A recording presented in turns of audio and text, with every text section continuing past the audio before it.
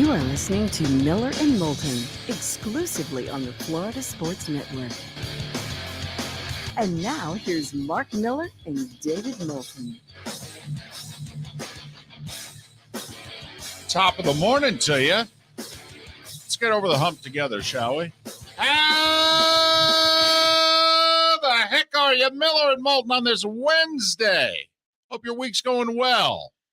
Weekend is so far in the rearview mirror you can't see it. Hopefully we're going to get another weekend, so that you could see it in the distance. That's what today is all about. Miller and Moulton, the Florida Sports Network, floridasportsnetwork.com. Top of the morning to you. Good morning, David. Wow. Good morning. Did somebody stay up late and watch the All-Star game? I watched a little bit of it. That's not it. No? I just woke up to disappointment again. Why? Did somebody win? I don't know. I didn't. Did somebody win? I haven't checked the numbers. I don't know. And I'm assuming that, I don't know, I would have seen something on Twitter. Do we know if anybody won the $530 million? It goes, no winner. 630. Wow. All right. Now we're talking MLS franchises.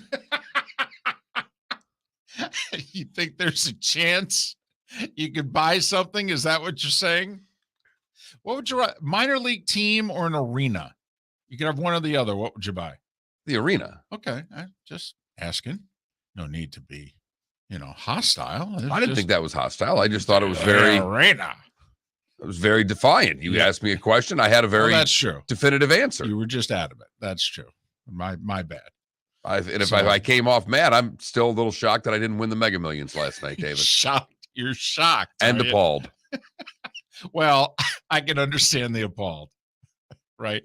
I can understand. I got down on bended knee yesterday. All right. Had a little talk with the lottery gods again, who, let me tell you, and I think we could all say, you want to talk about people who just don't listen. Honestly, they barely listen to one person a week, right? It seems, man, they're terrible listeners. Man, are they ever? So much so I think they walk around with headphones and have for a very long time. There's no doubt there. Did you guys have any of the numbers in the slot? Haven't checked.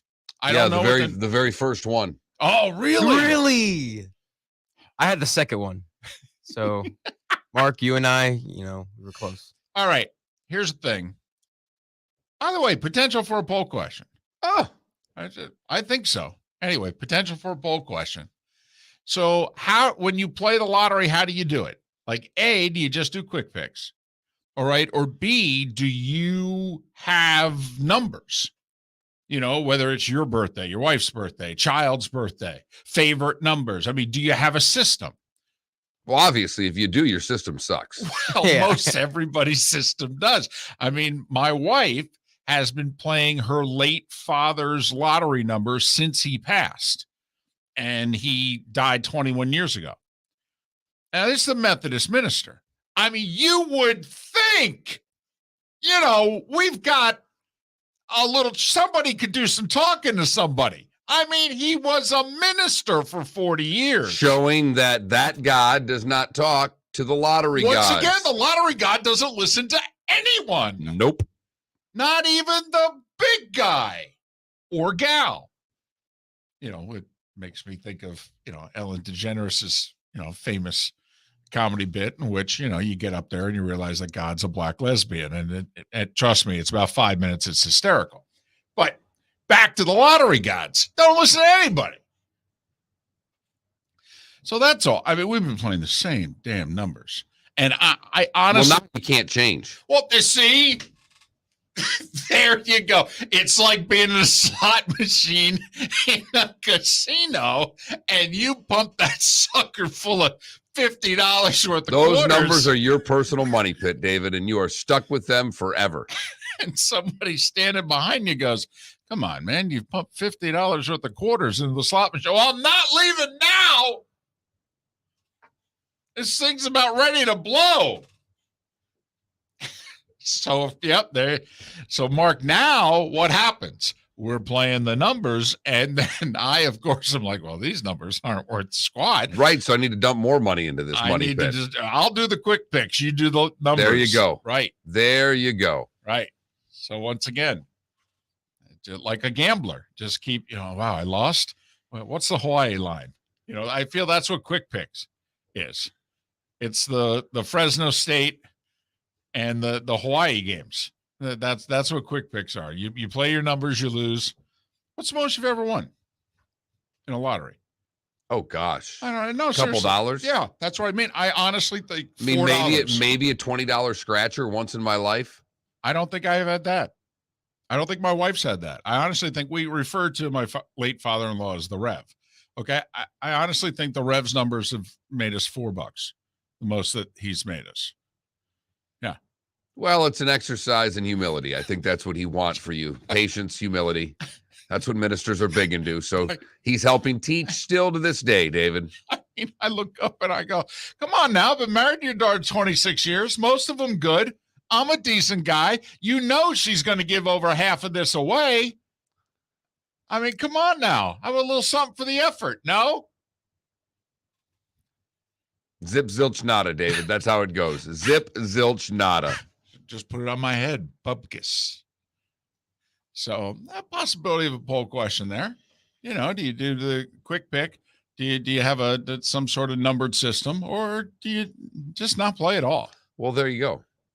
Which I think that's. You think it's a majority? The majority. All right. How many people though that they don't play until it gets to like 400? That's where I am. That's me. I mean, you've never played until yesterday. I mean, that's what you're saying. You don't play until the number is yesterday's number. That's crazy. I think now 630, we're talking like top 10 all time, I think. I mean, now, come on now. I think 530 was the 8th highest. Was it? Okay, so there you go. A little something for the effort. It's worth it. Right? Yes, I'll be buying tickets. I will definitely be buying a ticket. Probably not tickets, probably a ticket. I'm just glad it finally, this sucker's been going up like 20 million a week. I mean, they've really been slow playing this thing. It's like, really? Really? That's it? Come on now. Now, there you go. 100 million. That's what I'm talking about. And if we miss the next one, get right to 750. Boom. That's what I want to see. Wow. Channeling your inner Madden there for. Well, the game's out, I mean, and people are unhappy as they always are with what their ratings are. I don't know if 630 is a 99, but it certainly seems as if it's at least a 96. It certainly feels like it. Right. All-Star game last night. How much did you watch? I watched through the second inning. Okay. I picked it up in the second inning because I just turned it on a little late and watched from about the second till about, I don't know, the fifth. I wanted to see the two Florida pitchers, if you will. McClanahan, who got roughed up. He was lucky to only give up 2 runs. And, Alcantara there, who should have started, but no, okay. Just a solid shutout inning. Yeah, I mean, nearly nearly struck out the side, but that's okay. That was it. I like the fact that they were miking, Love the fact they had a bunch of players mic'd up. They had Stanton and Judge at one point mic'd up while they were in the outfield. They had the second inning pitcher there for the American League. Alek Manoah. And he was great. He's from Homestead. I didn't know that. With Smoltz telling him what pitches to throw, which was just fantastic. That was great television. And obviously you'll never get that during a game, but we have talked about, and they have put microphones on guys during games before, but would love to see baseball. And listen, I'm not thrilled with Rob Manfred as a commissioner, but he is definitely willing to try things. I mean, that's obvious. I mean, next year they're talking about what? They're eliminate the shift and bases bigger and pitch clock. I mean, he's willing to try things. Now, some of the things he's doing, like I don't like the fact that, like I didn't like the uniforms. Call me old school, but I like I want to see, so-and-so. Oh, okay, he's a Cub. Why? Because they used to wear the Cubs top. And now Nike's got them wearing, whatever they're wearing. But I understand they're not trying to appeal to me. They've got me. They've had me for 40 plus years. They're trying to appeal to Felipe, and they're trying to sell jerseys. All right, fine. But Manfred's willing to, I think, try things. He would be willing, I think, to test the boundaries of how far can we go. You and I have both thought for a long time, and this was even before you started following NASCAR on a semi-regular basis because of Ross Chastain, but you knew how NASCAR was covered. And you and I, in our early days in our first act, wondered, if they can interview NASCAR drivers and pit crew people during the game or during the race, then could you talk to somebody in the on-deck circle? And you could. It's just that there's a stuffy attitude about the media and what goes on during a game, which is interesting because baseball probably allows the most access of the four major sports, of the four stick and ball sports. Pre-game, the media is in there. Post-game, they're in there. The media has tremendous access to a clubhouse and a baseball team. Right? I mean, the media can hang around the batting cage, talk to the guys. They can talk to the guys while they're taking BP, while they're waiting to take BP. So it would be a great addition. But I thought, like I said, it was an all-star game. You had Max Fried and Garrett Cole mic'd up for a little bit, having conversations about hitting, which I just thought was an interesting conversation for the person who doesn't watch a lot of baseball. And just now that pitchers are not batting, both of them marveling at Ohtani and talking about when they batted, how, Cole told a story about being on first base and getting hit in with a triple. And it's that he was ruined for the next inning. I've got nothing when I go out there. So I thought just a little perspective from them. Thought they gave us good stuff. I thought because it was an all-star game, they were pretty honest and forthright with what they were saying. I thought it was good television. It's how an all-star game should be broadcast. Do you like Joe Davis? Yeah, I like Joe Davis. I've listened to him before when he's filled in and stuff. I think he does a fine job. But I think a lot of people last night heard Joe Davis for the first time. It was really weird not hearing Joe Buck. Yeah, Joe Buck's done every all-star game of your lifetime and going back even a handful of years before. Yep. So he was good, though. Yeah, he's very good. He replaced Vin Scully. That's how good he is. He's the voice of the Dodgers. So good guy, too. His dad is his spotter. We did the one football game together when Joe was doing the World Series and he couldn't make one of the Sunday games. And Joe Davis filled in for Joe. And yeah. And KW asks, what does it say when you're talking about an all-star game and haven't mentioned a thing that went on the field? There's nothing that goes on in the field that matters. It's an all-star game. Yeah, it's an exhibition. I mean, who cares? I mean, it's not like home field in the World Series is being determined or anything. Thank goodness for that. Miller and Moulton, we thank you so much for listening on a hump day on the Florida Sports Network. Bring your big mouth to John Smith Subs and indulge in their overstuffed subs with the freshest quality ingredients. Enjoy our famous steak bomb with perfectly grilled, marinated sirloin steak topped with provolone cheese, grilled onions, peppers, mushrooms, crispy bacon, juicy tomatoes, and creamy mayo. Boom! Made-to-order crispy fries can be paired with the Gator, the Cuban, the chicken bomb, or the Italian. Love local. Eat delicious with John Smith Subs. Find a John Smith Subs location near you today. Golfers, are you bored of the same old driving range warm-up routine that's not getting you the results that you want on the course? Power up your golf swing by adding resistance bands to your range sessions with the Orange Whip Golf's Power Strap Kit. Featuring band attachments to your feet and hips, Power Strap resistance training will boost clubhead speed, increase power, improve flexibility, all with just a few swings. Buy a Power Strap Kit today. Go to orangewhipgolf.com and use code Miller10 to receive an additional 10% off the already great price of $119. David Moulton for Napa Auto Parts, and Napa Filters. Insist on Napa Filters for your vehicles, or if you're a do-it-yourselfer, only buy Napa Filters. Napa has a filter for almost anything on earth that moves, whether it's motorcycles, foreign and domestic cars, vans, SUVs, earth-moving equipment. You get the idea. Napa Auto Parts, Napa Filters. Insist on them for your vehicles, or if you're do-it-yourselfer, only buy Napa Filters. Mark Miller for SWFL Golf Carts, or online, flgolfcarts.com. If you're looking for a golf cart, an e-bike, or an e-motorcycle, go visit Alex and the gang at SWFL Golf Carts. flgolfcarts.com online. Check out their whole inventory. If you're looking for a custom cart, they can take care of you. 2-seater, 4-seater, 6-seater, they've got you covered. E-bikes, nobody better for value and service. E-motorcycles, check them out. Again, flgolfcarts.com, flgolfcarts.com. You were listening to Miller and Moulton on the Florida Sports Network.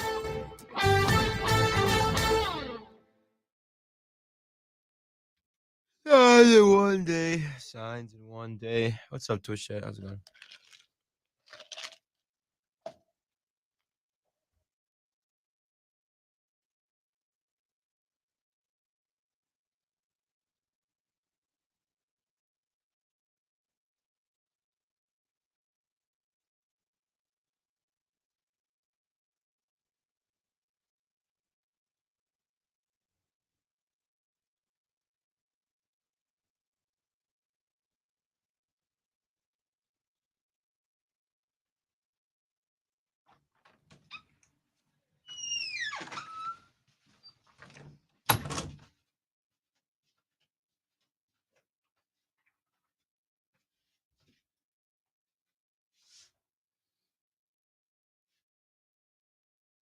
It's hard to watch baseball.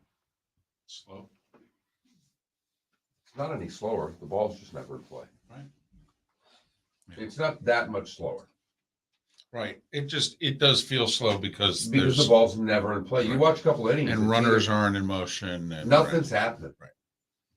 Yep.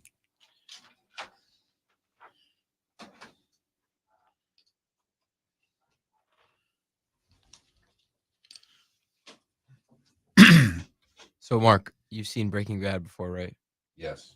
I'm on the episode Better Call Saul, like when they first introduced him. It's so funny. I have not seen the Saul show.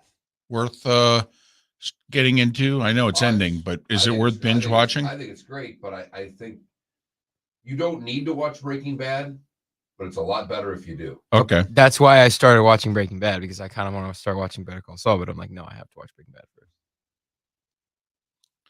Hi, I'm Saul Goodman. Do you believe you have rights? Constitution says you do.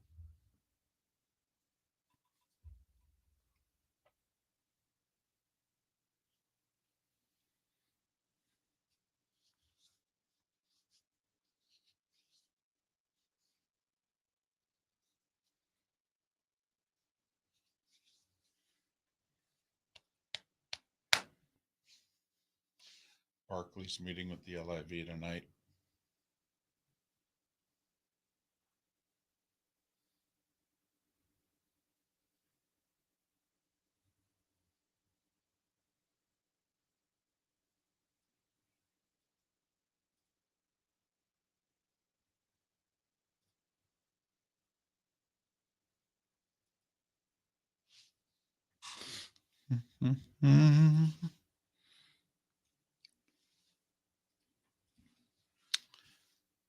So a replay of that Stanton homer.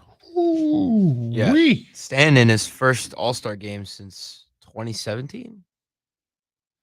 It's also cool. He's a Southern California guy. Yeah. Grew up a Dodgers fan. Grew up going to games, yep.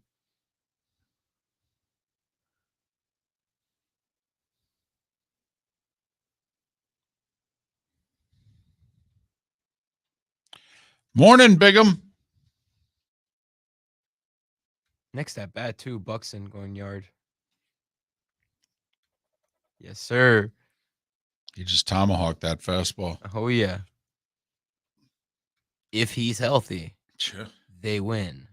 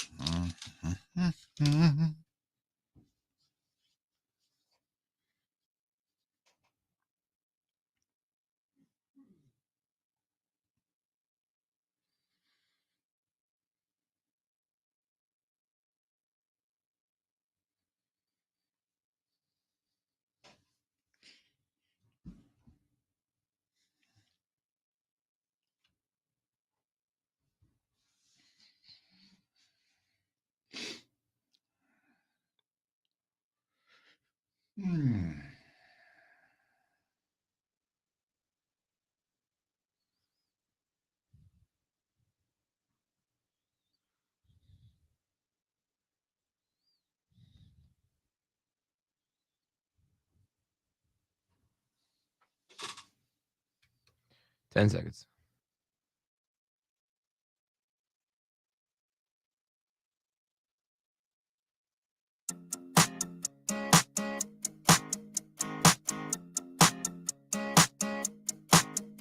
You're listening to Miller and Moulton, exclusively on the Florida Sports Network. 21 minutes past the hour. Top of the morning to you, Miller and Moulton, Florida Sports Network, floridasportsnetwork.com. Thanks so much for being with us. Good show today. We'll go live to SEC Media Days once again. We'll also talk to Bob Pockrass, Fox. NASCAR's come up with an interesting idea for next year. We'll talk to him about that. And Seth Everett joins us, as he usually does, late in our 8 o'clock hour. So a good show lined up for you. We'll have a poll question and all that stuff. You ready for the numbers? Huh? Oh, You ready? yeah, except for I already told you I got the first one right, none of the other numbers. Oh, not those numbers. No. There are other numbers that matter today? Well, numbers that hopefully would take the sting off you not winning $530 million. I know it started with 2. That was what the number started with. They didn't go very well after that. Yeah, well, we don't have a 2 No? in our numbers, but 38, 43, 50. 5.5 weeks away. Week 0. For those of you that count. 6 weeks tomorrow, 43 days away. Pitt in West Virginia, starting off the 5-day extravaganza. That is week 1 of the college football season, the Thursday before Labor Day, right on through Labor Day Monday. And then 7 weeks tomorrow, Bills and Rams at SoFi. And you got 10 teams now who rookies have already shown up at NFL training camps. Hall of Fame games 15 days away. That's just for Adam in our Twitch chat room, the big Jags fan. He keeps counting the Jags Raiders game as, something that counts. So Well, for him, it does. And if your team, I will say, if your team's in the Hall of Fame game, you get a little more excited because you get to see your team first, even though none of the players on the team are from your team or will make the team. although I guess there's a chance for the Jags that some of them actually play. I mean, let's face it, that roster's up in the air, and might as well throw Trevor Lawrence out there for a couple series. I mean, new system and all needs to get better. So, yeah, I guess it may be the first quarter's maybe is worth watching if you're a Jags fan. But come on, Tony Baselli's going in the Hall of Fame. That's really all that counts. That's right. They unveiled the speakers list, by the way. There's 8 who will give speeches. 6 minutes is what you're limited to. And at 8, apparently the band starts playing the music. I don't know. I just said band. I'm thinking Tonight Show. Exactly. Right. You're thinking the Oscars, the Emmys. Right. So 6 minutes. That's it. 6 minutes. That's what To you get. encapsulate someone's entire career. Right. Which is why I'll say it again. And, maybe you out there were good enough. You were honored in your high school or college, Hall of Fame. Wherever. You were honored at some point. Right. I don't think you do the whole thanking deal. I think you do that privately. I mean, you can even start out and say there are so many people to thank Right. that I'm not going to spend the 6 minutes thanking. I've talked to all of them individually, but what I wanted to talk to you about today was Right. Either my one trip with David Moulton. So this will take 12 seconds. Right. But just, a couple stories or just, where you found inspiration, something. But, don't give me the whole, and I got to thank Tony when I was in 8th grade. He did. Okay. All right. Come on now. I mean, just give us a little something here. I mean, spend a little time, little money to be here and all. Just, can you entertain us just a little bit? Just a smidge. That would be good.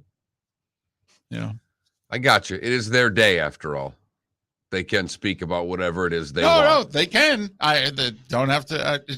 And I don't watch anyhow, so it matters not to me what the speeches are about. See, I watch because usually there's one speech every time that's better than the rest, like Bradshaw, the way he ended his speech. I just want to put my hands under Mike Webster's butt one more time. No, I got you. Usually if they're that good, the problem is I can't sit through it because before the 6 minutes for Right. this, I mean, it could be laborious to say the very least. Yeah, no doubt about it. But 38, 43, 50, the magic numbers, depending on which one you hang your hat on the most. Miller and Moulton here on this hump day.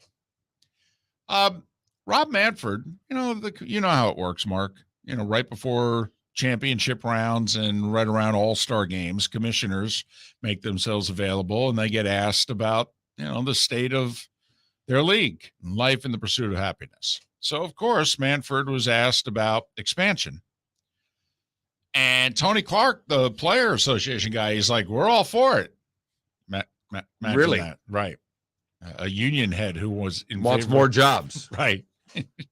Just, wow, that's shocking. Yes. And he'd like to go from 30 to 32 teams. But Manfred said, oh, yeah, I'm all for it, but we got to get Oakland and Tampa Bay worked out. But what was interesting to me, Mark, was that he sounded like the A's have 3 hours. I mean, he really did. He sounded like we've lost our sense of humor with the A's. And Manfred said terrific things about the mayor of Oakland, but apparently the mayor of Oakland wants a particular site, and then the city council wants another site, and the A's have their idea. And Manfred basically said, pick one. And I'm not sure I'm going to wait much longer than the World Series, or we're letting this team go to Vegas. And the reason that I think that's relevant is because it puts then the Rays on the clock. And I took the same thing out of it. There's the Port of Oakland, which is where the mayor wants. The city council one doesn't have a lot of steam to it. Right. And really, the places the A's have talked about don't have. I mean, really, that Port of Oakland seems to be, of the choices, seems to be the best one. And I know people don't care about that all that much.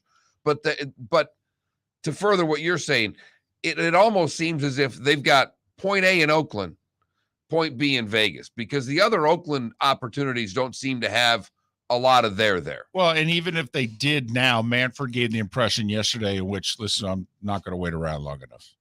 I mean, just so you know, this needs to happen. Like, put it this way. If you don't have he sounded as if you got until the end of the World Series. Maybe. We may actually push them and help them along before then. But, between now and the end of the World Series is roughly 100 days. You got to or get off the pot. Make this happen in Oakland, or they're going to Vegas, and we're moving on to the Rays. And the other thing that I thought Manfred said yesterday, which, correct me if I'm wrong, we've been paying attention to this for a while. I've never heard a commissioner, Seelig or Manfred, pick a spot in the Tampa Bay region before. Manfred came out yesterday and said, we prefer Tampa. That's the first time I've heard that as well. It's always because they've been in St. Pete forever, so they've never wanted to disparage St. Pete. Right. We've all known that they've wanted Tampa, but they've never come out and said it. Right. It's always talked about the region and whatever would work, and blah blah blah blah blah blah blah blah blah. Came out yesterday and said, yeah, we prefer Tampa. And we're good. They've got, after this season, they got 5 more years on that lease. But as we talked about, first off, you got to figure, if 3 years to build the sucker? Yes. So they got 2. I mean, from today, they basically have 2 years to figure something out. Maybe you could go 2.5, but that's it. To figure something out. Well, I mean, they don't even like one another enough to talk to. Nobody trusts the owner of the Rays right now. Nobody wants to do business with the owner of the Rays. And as we brought up and talked about on our show, he has a sweetheart deal in St. Pete. He is in no great rush because of what they gave him initially. He's still making money, not spending any. So I thought yesterday was interesting. Manfred, I felt it was the most urgent that he's been about these 2 franchises. He told the one, you need to do something, you need to do it now. And he said publicly, yeah, we want the team in Tampa. Start working on it. Because it's holding up expansion.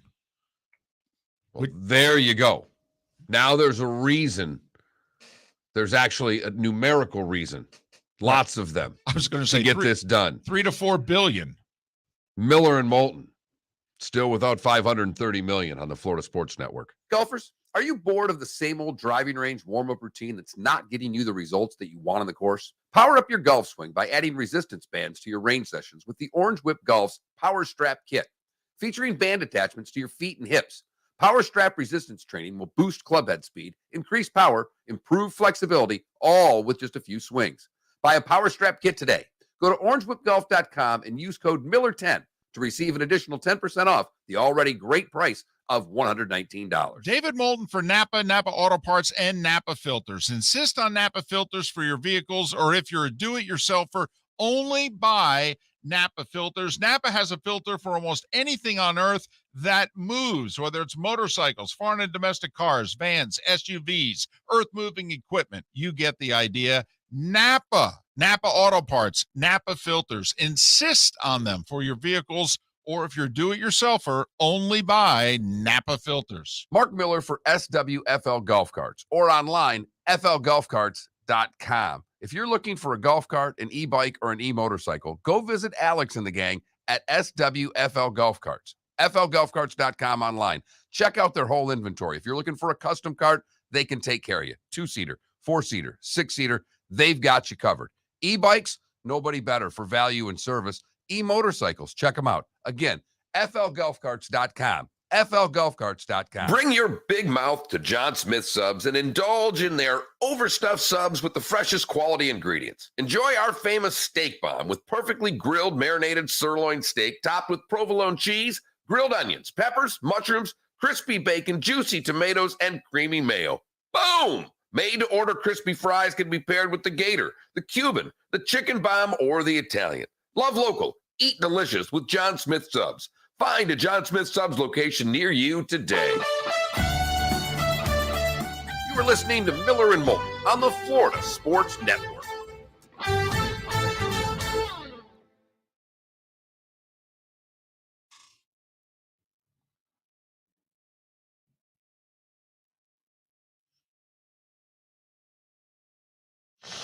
You wonder, will Jordan attend the race? Car owner. It's in Chicago. But he doesn't go to all the races. No, I know. But you wonder, would he attend this one? I would think so. He's not had hardly anything to do with the city of Chicago since he was done playing. Curious. That's because he doesn't like the owners of the polls. Right. But the GM died. Yeah, but he doesn't care. He hasn't been able to piss on his grave yet. So What's he going to let something like death ruin a grudge? So who knows if Reinsdorf will make it.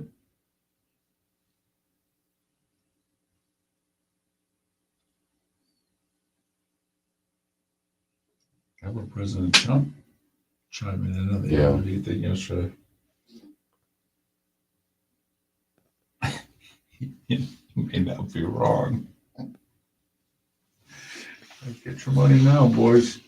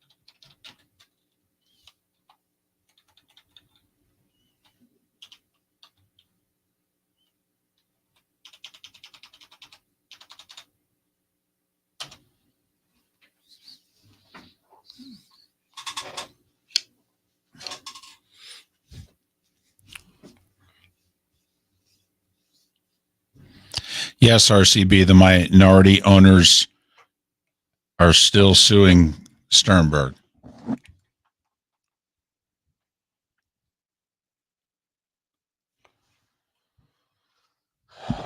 All right, Adam.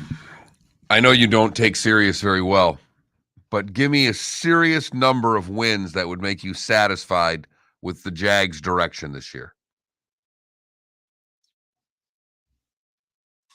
I've got a number in my head as to what it would be. Me too. What's yours, Mark? No. Well, I just asked Adam a question, so I'm not. Yeah. The whole point is I'm waiting to hear Adam say it. Okay.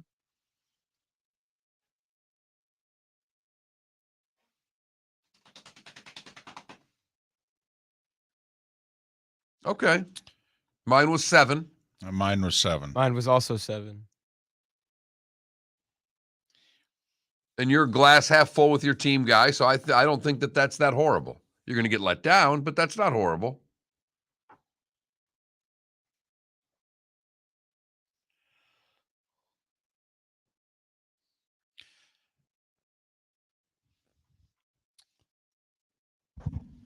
Yeah, DC, what's her over under? 5.5, 6? 5.5. I definitely bet the over.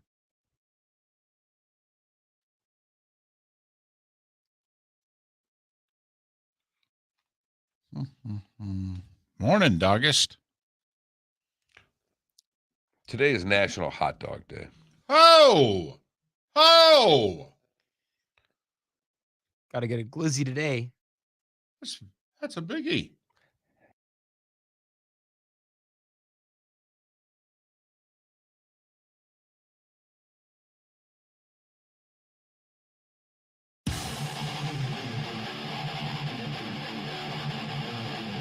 You're listening to Miller and Moulton, exclusively on the Florida Sports Network. 22 minutes before the hour. Miller and Moulton, Florida Sports Network. FloridaSportsNetwork.com. Thanks so much for being with us. Miss any part of the show, you go to FloridaSportsNetwork.com, download our podcasts. It's also where you go to vote on our poll question. We're working on it. Got a couple of ideas. We'll have one in the next half hour, we promise. FloridaSportsNetwork.com. What did you just say today is? National Hot Dog Day. That's big. If there was somewhere around here to get a really good hot dog, then I would agree with you. You got to go drive to Tampa to get a good dog. Okay. Got a couple good dog places in Tampa. Maybe we'll make a road trip this afternoon. Wish the Rays were playing a mighty nooner. Be fantastic. Head north and see what we can stumble into. Boy, that's what Fort Myers is missing, isn't it? Well, there's a lot of cities that don't do dogs, well. I mean, in fact, I think you can name only, a couple handfuls of cities Right, in which Chicago. I mean, Detroit has their little hot dog, the Coney Right. thing. I mean, obviously New York. Yeah. So, it's kind of like pizza and Chinese food and what have you. I mean, you got your half a dozen cities that stand out for it. So, but that's big. Like last week, you said one of the days was National Mac and Cheese Day. That's nice. But I mean, that's not National Hot Dog Day. I mean, I think that's you change your eating schedule for today. You go, well, in that case, I got to have a couple. Wow, look at you. I'm just looking for an excuse. I like it. Anything for a dog, David. You know what? Anything for a dog. I may double dip too. I may have a couple and then look at the wife and go, today's hot dog day. You want to get some hot dogs? And she goes, well, you should have some. Yeah, that's a great idea. And then go and have a couple more. It's not a surprise or a secret why I look the way I do. Not at all. Do both of the wives like hot dogs? I don't know. My wife will have a hot dog. Does she? Yeah. She likes hot dog. My wife's not crazy about hot dogs. So we're kind of hot dog snobs. I do have my hot dogs shipped in. Ooh, look at you. Michigan? Yeah. All Kogel's. Right. That's fair enough. They're just delicious. Fair enough. Well, and I will say, a lot of people, Florida, just seems like every other person grills too. I mean, National Hot Dog Day. mean, there's a few different ways to do a hot dog, but grilling up hot dogs, that's Don't put it in boiling water. You can do better than that. exactly. Especially today. Come on now. It's National Hot Dog Day. Fire that sucker up. Just don't let it fall through the cracks. And just throw your ketchup away before you start. Yeah. That's all we ask. Come on now. I'd rather you boil the damn things than put ketchup on them. Even got my daughter doing mustard and onions now. Even got the daughter off of ketchup. Right. What did she say? Dad, I'll do this for you. Dad, I'm going to have it your way, okay? Darn right. We had hamburgers last night. She goes, is it okay if I put ketchup on this? I said, yes, as a matter of fact, it is. Wow. And I love your sarcasm. You've really, that's good though. That's good. You've beaten her down. It's good. It's good to be able to have hand for as long as you can over a young daughter. So pathetic. I mean, you're trying to keep hand till she's about 18, but right now you'll settle for 8. So far it's working, David. That's all I can say. It's time for The Starting Five. 5 stories you need to know. It's the Starting Five on Miller and Moulton. Here's number 1. they had this baseball all-star game last night. National League scored 2 in the first off the Rays lefty Shane McClanahan. The American League responded with 3 in the fourth off Dodgers righty Tony Gonsolin, and that was it. Goldschmidt homered for the National League. Stanton hit a bomb, a 2-run shot in the fourth to tie it. He won MVP with that homer, but Byron Buxton actually hit the game-winning homer. He went back-to-back with Stanton. The solo shot won it. 3-2 American League, 9th straight win for the AL. And they've won 21 of 25. This is like our childhood in reverse. Totally, 70s and 80s, National League dominated. At one point, I think won 13 in a row. And that's when they played the game and took it seriously. So now the National League's won 3 straight World Series in 8 of 12. So, this isn't like the NFL. We kind of go, well, the one conference has it over the other these days. We don't really do that in the baseball. No, we don't. No. There was a lot of baseball news yesterday besides the All-Star game. Major League Commissioner Rob Manfred made headlines. He said the city of Oakland needs to move now. We've run out of patience and Vegas is looming. And he gave strong indications that Oakland's got about 90 days. Pick a location, vote it through, let's go, or else this team's moving. And Rob Manfred said publicly, and we believe it is the first time that either Manfred or Selig as commissioner came out and said they prefer Tampa to be the next home of the Rays. Rays have 5 more years under their lease in St. Petersburg, but you figure a stadium like that will take about 3 years to construct. So when you really think about it, they got about 2.5 years to be ready for opening day 2028. They got about 2.5 years to work through all the hurt feelings and, who's going to pay for what and what have you. I don't believe they're going to work it out. There's nothing that gives you any indication, any hopefulness that they will work it out, because this thing has been a disaster every time they've tried throughout the past, decade, if you will. Well, and also, let's be honest, Tallahassee right now is a roadblock. I mean, the governor is got a little personal beef with the Rays franchise. I don't think it's with the ownership, but he's got a beef with the franchise. And let's face it, he's a very powerful governor. I mean, it's not like the legislature does much of anything that he doesn't want. And right now, he looks as if he wouldn't give the Rays $1. Wouldn't buy him a lottery ticket. Would really be a kick in the you-know-what if the Rays won the $630 million lottery. That would really Maybe they need to start playing it to fund their stadium. It would. How you guys funding your stadium? Mega Millions. Wait, that's not a plan? Manfred got himself in some hot water yesterday, though. He was asked about minor league baseball players. And in the question, the reporter said that, are you comfortable with minor league players not being paid a living wage? And Manfred stopped and said, yeah, I don't buy the premise of the question. Here's how minor league pay works if you're not aware. If you're not on the 40-man roster and you've never played in the major leagues before, so we're talking about The majority of the minor leaguers. Right. You make somewhere between, and this is not a joke, $4,800 a year and $14,700 a year. And Manfred believes that that's a living wage. You're only paid during the season, and it's only this year that minor league players guilted the major league teams into paying them for spring training and providing housing for them. Not just for spring training, but during the season. Only this year did those two things happen. Major League Baseball, oh, by the way, 2 days ago settled a class action suit from 20,000 minor league players for $185 million. The lawyers get a third of it.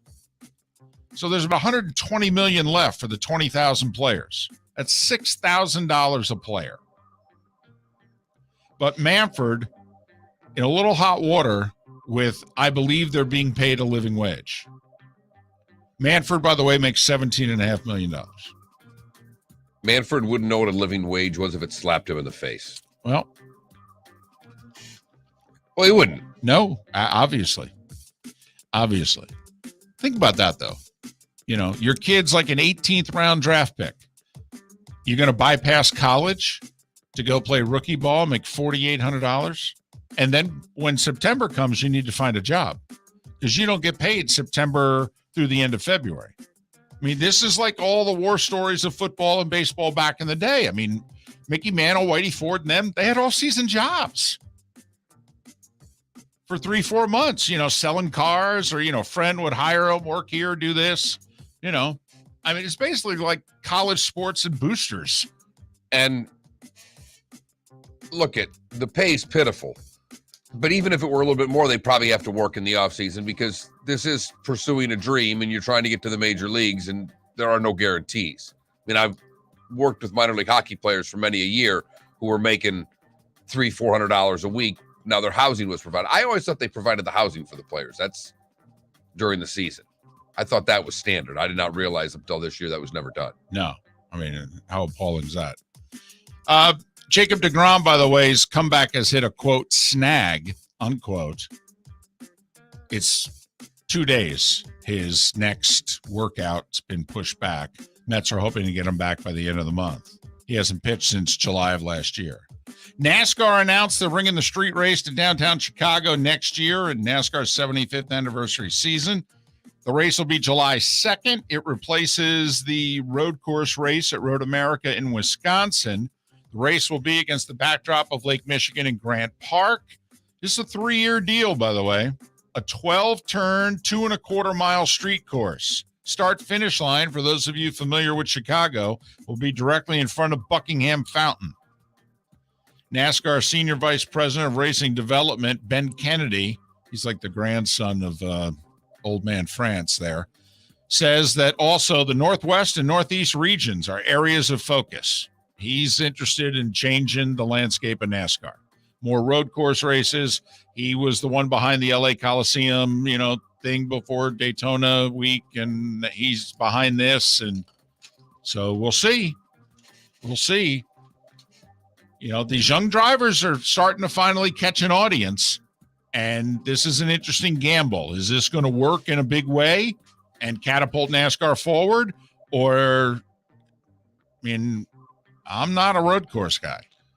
And they're doing a road course in an area that's not NASCAR country.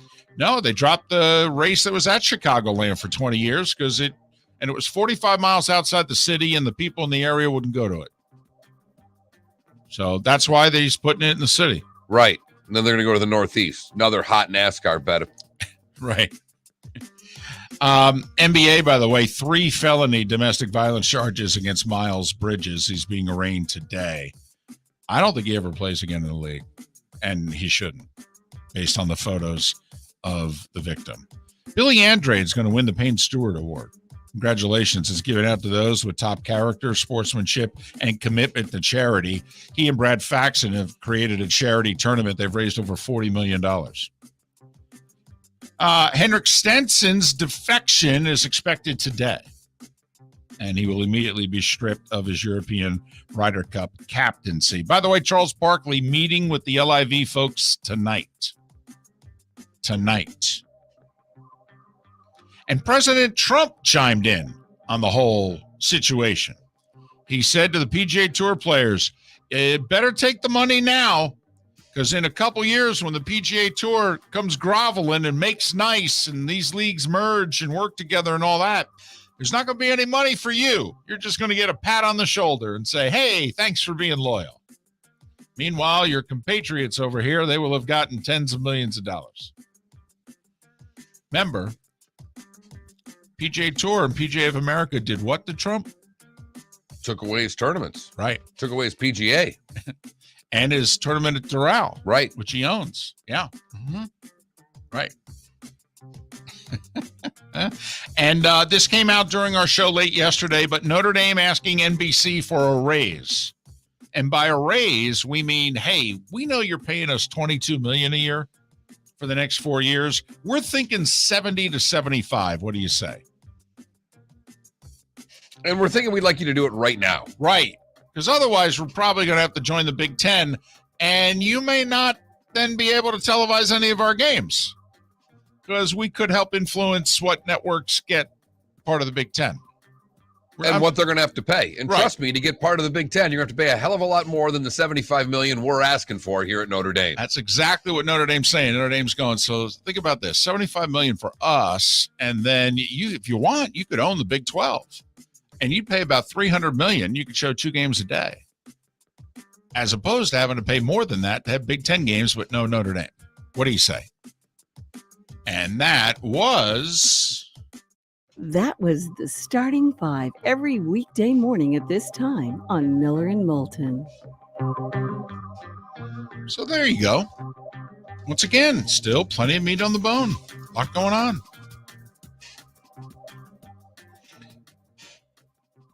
There's definitely a lot going on. And the Live Tour will not go away. No. It's got the money, baby.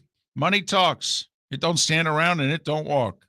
Bring your big mouth to John Smith Subs and indulge in their overstuffed subs with the freshest quality ingredients. Enjoy our famous steak bomb with perfectly grilled marinated sirloin steak topped with provolone cheese, grilled onions, peppers, mushrooms, crispy bacon, juicy tomatoes, and creamy mayo. Boom! Made-to-order crispy fries can be paired with the Gator, the Cuban, the Chicken Bomb, or the Italian. Love local. Eat delicious with John Smith Subs. Find a John Smith Subs location near you today. Mark Miller for SWFL Golf Carts or online, flgolfcarts.com. If you're looking for a golf cart, an e-bike, or an e-motorcycle, go visit Alex and the gang at SWFL Golf Carts. flgolfcarts.com online. Check out their whole inventory. If you're looking for a custom cart, they can take care of you. 2-seater, 4-seater, 6-seater, they've got you covered. E-bikes, nobody better for value and service. E-motorcycles, check them out. Again, flgolfcarts.com. flgolfcarts.com. Golfers, are you bored of the same old driving range warm-up routine that's not getting you the results that you want on the course? Power up your golf swing by adding resistance bands to your range sessions with the Orange Whip Golf's Power Strap Kit. Featuring band attachments to your feet and hips, Power Strap resistance training will boost clubhead speed, increase power, improve flexibility, all with just a few swings. Buy a Power Strap Kit today. Go to orangewhipgolf.com and use code Miller10 to receive an additional 10% off the already great price of $119. David Moulton for Napa, Napa Auto Parts, and Napa Filters. Insist on Napa filters for your vehicles, or if you're a do-it-yourselfer, only buy Napa filters. Napa has a filter for almost anything on earth that moves, whether it's motorcycles, foreign and domestic cars, vans, SUVs, earth-moving equipment. You get the idea. Napa Auto Parts, Napa filters. Insist on them for your vehicles, or if you're a do-it-yourselfer, only buy Napa filters. Mark Miller for SWFL Golf Carts or online, flgolfcarts.com. If you're looking for a golf cart, an e-bike, or an e-motorcycle, go visit Alex and the gang at SWFL Golf Carts. FLGolfCarts.com online. Check out their whole inventory. If you're looking for a custom cart, they can take care of you. 2-seater, 4-seater, 6-seater, they've got you covered. E-bikes, nobody better for value and service. E-motorcycles, check them out. Again, FLGolfCarts.com. FLGolfCarts.com. Bring your big mouth to John Smith Subs and indulge in their overstuffed subs with the freshest quality ingredients. Enjoy our famous steak bomb with perfectly grilled marinated sirloin steak topped with provolone cheese, grilled onions, peppers, mushrooms, crispy bacon, juicy tomatoes, and creamy mayo. Boom! Made-to-order crispy fries can be paired with the Gator, the Cuban, the chicken bomb, or the Italian. Love local. Eat delicious with John Smith Subs. Find a John Smith Subs location near you today. You are listening to Miller and Moulton on the Florida Sports Network.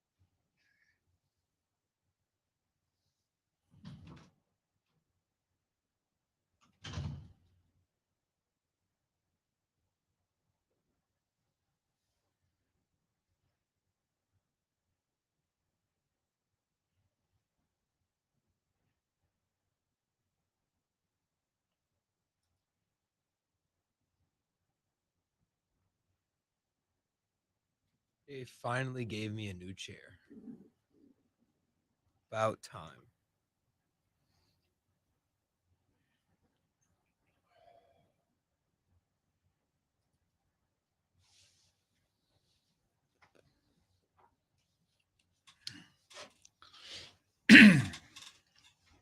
Ten seconds.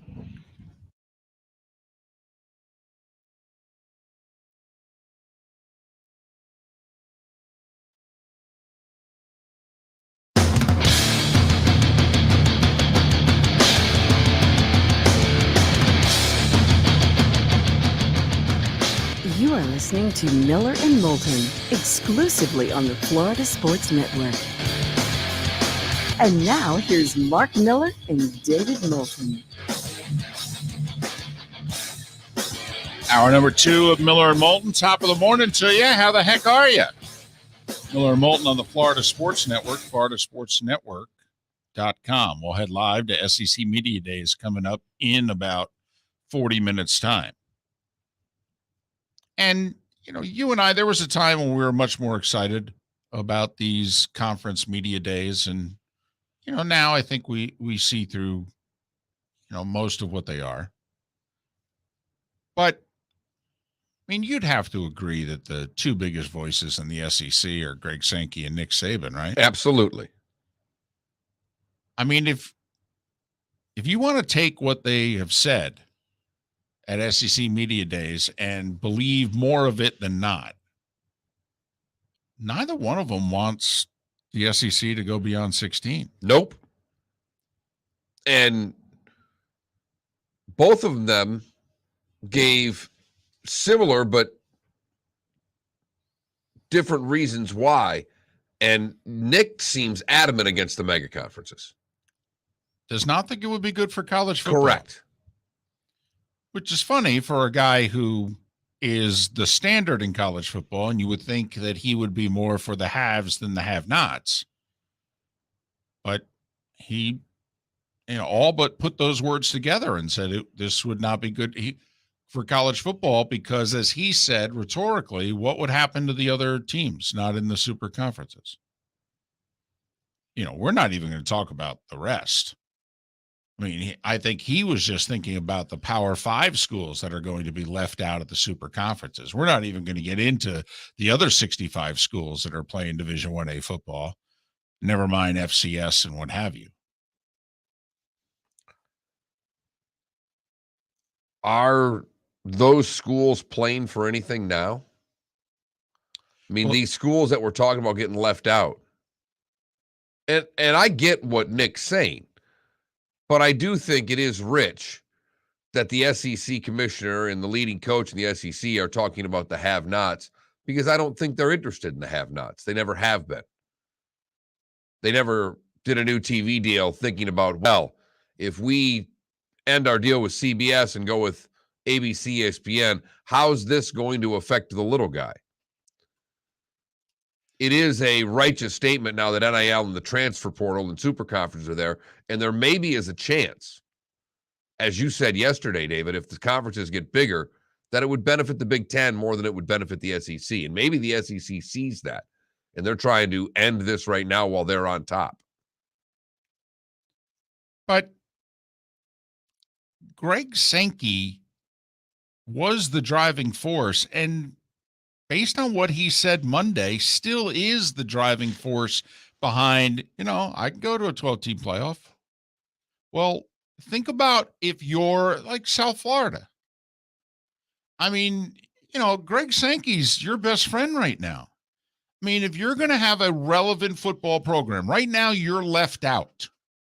You're not amongst the power conferences. And you and I both like Mike Oresco, and he's been a friend of the show, and I know him a little bit personally, and we think he's done as good a job as you can do as commissioner of the AAC. But the bottom line is it's not a power conference. You can call it the Power 6 all you want. It just isn't.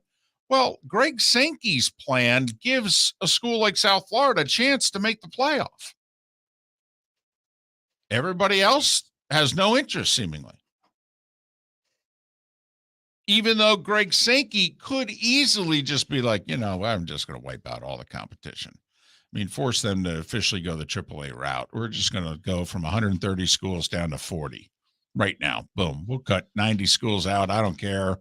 We're doing our own thing. Us and the Big Ten going to form our own playoff. Well, I think that Sankey knows he can have his cake and eat it too. The money's so big for the SEC that by letting the other conferences in, all you're really guaranteeing them is that they get to play your champion in the 1-12 matchup, or however you want to work this in the right. That you're going to continue to beat them down, but you give them a seat, enough of a seat at the table so that you can browbeat them once every 3-4 years that they show up. But what does a spot in the playoff create? Creates hope. And we all know that's fan bases and that's money. I mean, if they go to 2 super conferences, we've said this about FAU and FIU forever, but in my opinion, I think, unfortunately, South Florida would have to seriously consider it. They won't, but I think they should. I mean, if they're going to go to 2 super conferences here, you might as well go to FCS and play for national championships. 100%, which is where we've talked about the FAUs and the FIUs going for a decade on this show. Right. And it's not anything disparaging towards their programs. We just don't think that they can win ever. No, we don't. I keep bringing up the same school. I brought them up for a year and a half, 2 years on this show, maybe longer. Appalachian State.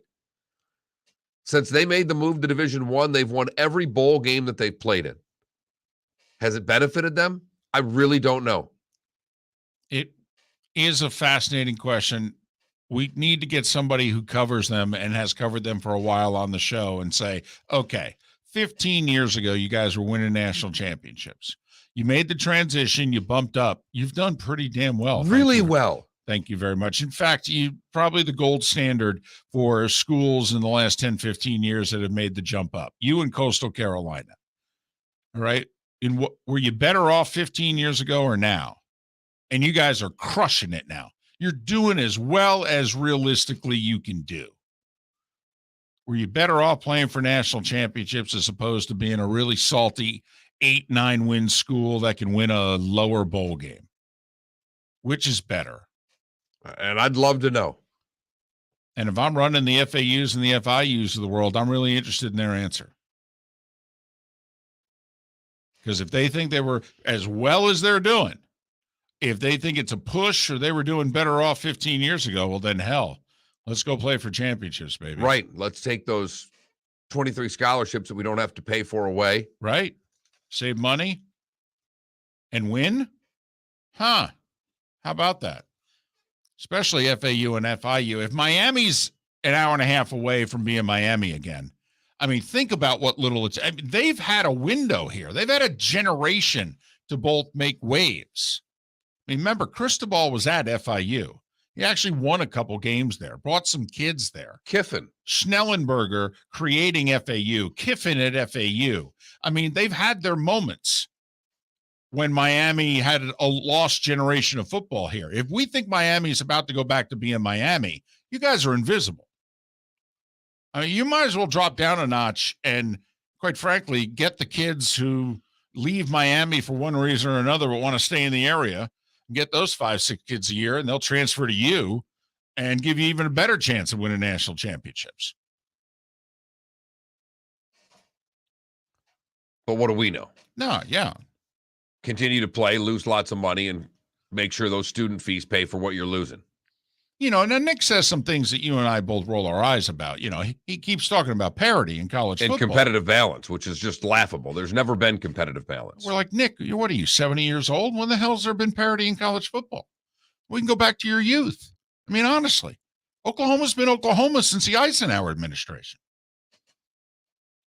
And Kansas, for the most part, has been Kansas during that entire time in football. Well, no, I mean, right, they have. Outside of when they had Gale Sayers, and then 50 years later when Mark Mangino was their coach. Right. So, of course, what they do, they fired him.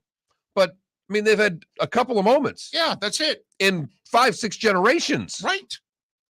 Has Oklahoma won a national championship in the 21st century? 21st century, technically, no, because centuries go 1 to 100, and they won the 2000 national championship against Florida State. Now they've played for 3, but they have, and actually they may have played for more.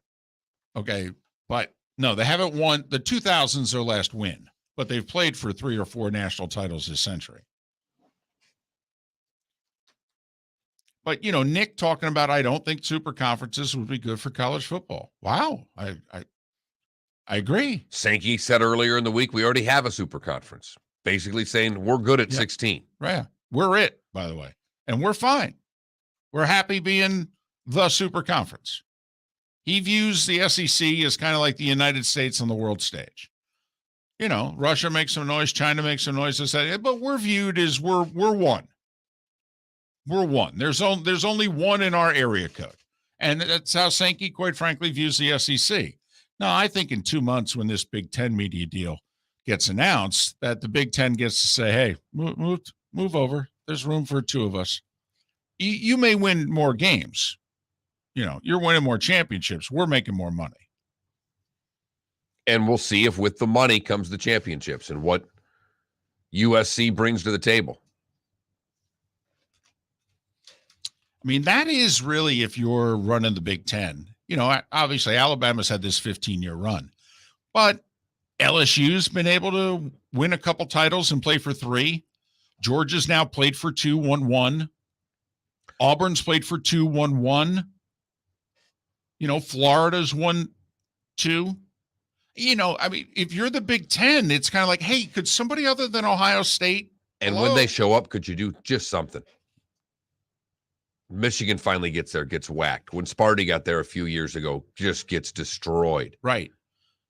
I mean, if you're running the Big Ten, you're like, well, hopefully this money, could somebody, and it doesn't have to be just one school, could Wisconsin 1 year, Iowa 1 year. Michigan would be really nice. Penn State would be really nice. Right. Although I got to admit, it would have helped if they put the best Penn State team in the last 20 years in the damn playoff like they should have. Well, there's that. I mean, they only beat Ohio State and then won the Big Ten championship. Right, but that wasn't good enough to get in. We felt Ohio State was better. Right. What's your proof?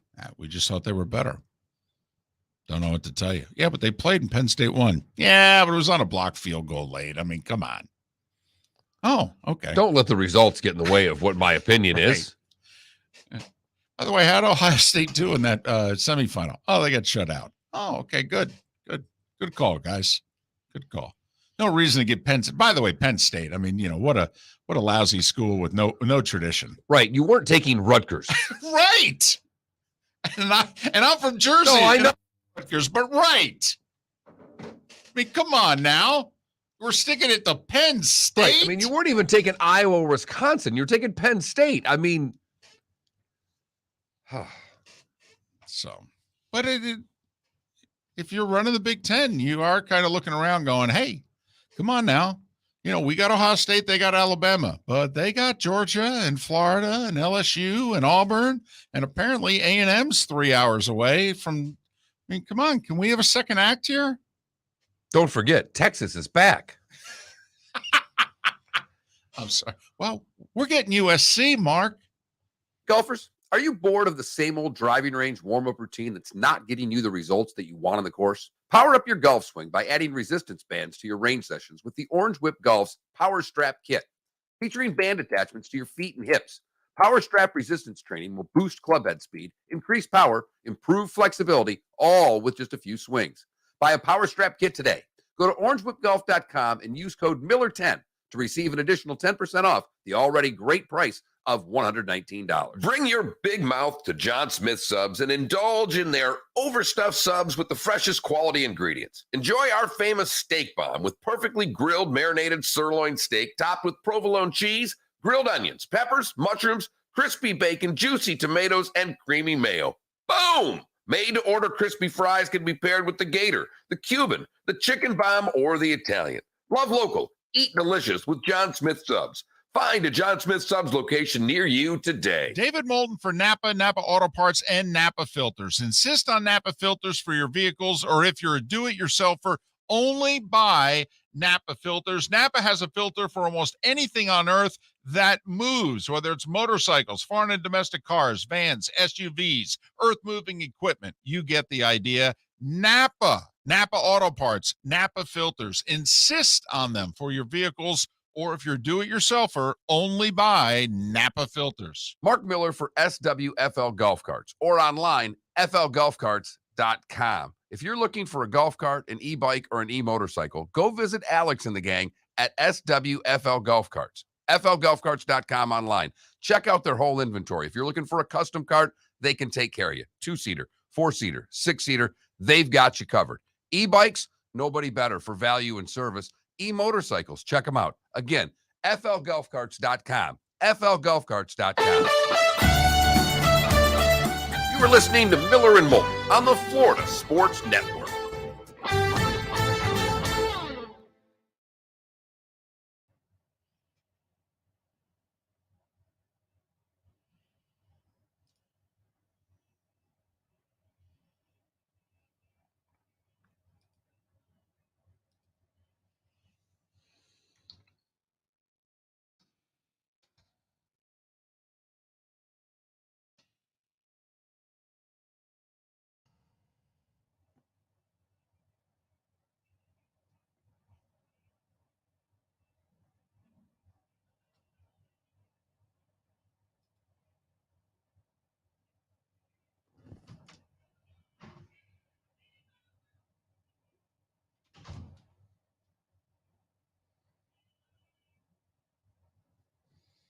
So apparently the LIV has released 45 of their 48 golfers that are playing next week.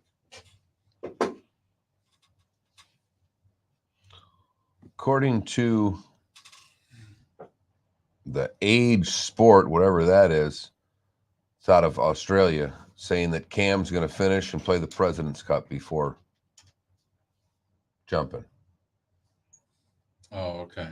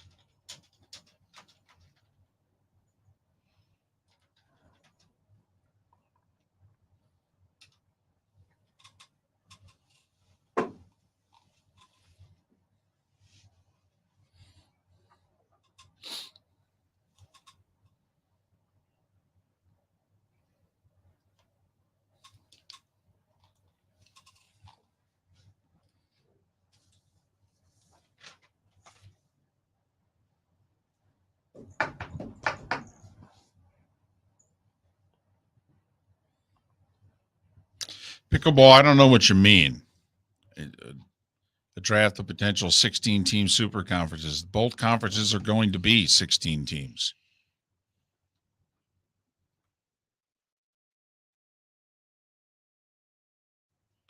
I mean, you want us to like kick out schools that are currently in the Big Ten and SEC and replace them with others? And no sense doing that. That's ain't going to happen.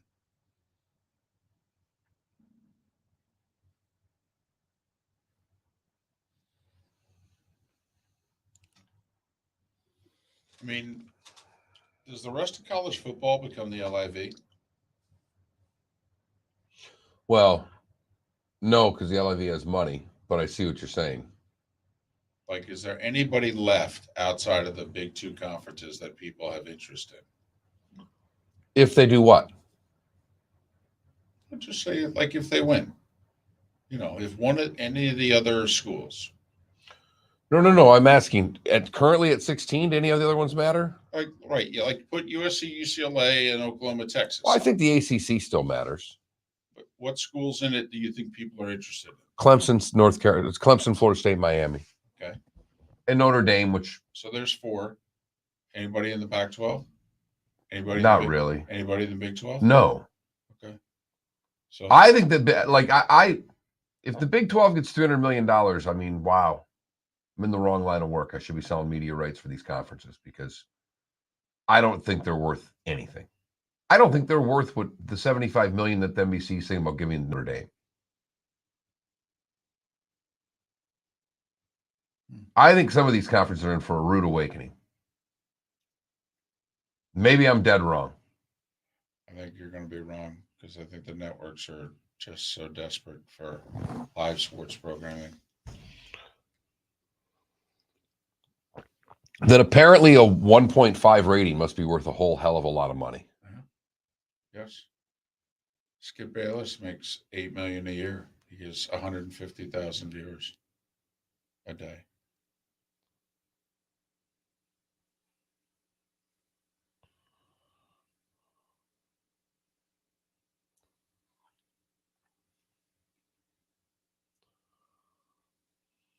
And Stephen A makes 12.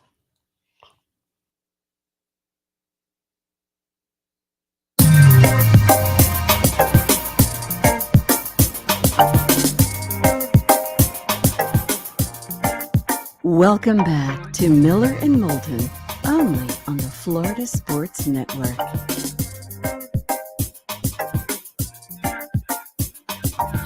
Miller and Moulton, Florida Sports Network, floridasportsnetwork.com. Chris Gordy, who works out of Houston, but he also has the Locked on SEC podcast, so he's live at SEC Media Days.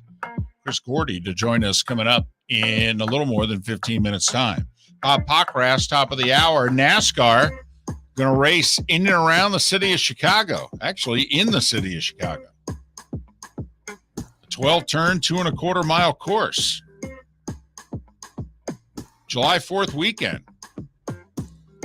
Right, when everybody in Chicago leaves for the weekend to go somewhere else. Hey, this is their idea. And by theirs, I mean NASCAR's. Because Good also, luck. NASCAR's paying for, like, I think the city of Chicago's spending about $20 on this, is what the press conference sounded like yesterday. NASCAR's picking up all the costs of, building the course and barricades and what have you. So they are all in. They all think in. the future is Chicago. What's the guy's name? Ben Kennedy? Is that the yeah, Ben Kennedy. He's Senior Vice President of Racing Development and Strategy. He's the, I believe, grandson of the France, old man France, who basically founded NASCAR. Next year's the 75th anniversary also of NASCAR. So they're obviously going to make a big deal about that. It's, as you should. I mean, if you're a league, you come up on a 50, 75, 100, you celebrate it. Think about that 2-year span. NBA gets invented, NASCAR gets invented. Yeah, and for the longest time, both were not national sports. For a very long time. Neither was a national sport. But yeah, so it's totally his idea. Apparently, they started talking about this 3 years ago. And look, we'll see. It makes zero sense to me. They lost a race in that city. They're going back to an area where it didn't work. They're doing it 4th of July weekend, where it seems that people in that part of the world go to lake houses and things like that and get the hell out of town for the 4th of July. But knock yourself out. Let me ask you this. If we lived in and around Chicago, you and I obviously are sports fans. We're both into NASCAR, and more so now than we had been in recent years because we're both into Ross Chastain. It's been nice enough to come on the show a few times, etc. It's from, our almost area code. Right. Would we go?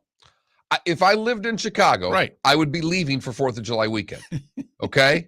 That's what you do in the Midwest. I mean, it's where I'm from. I know that. And you go to a lake.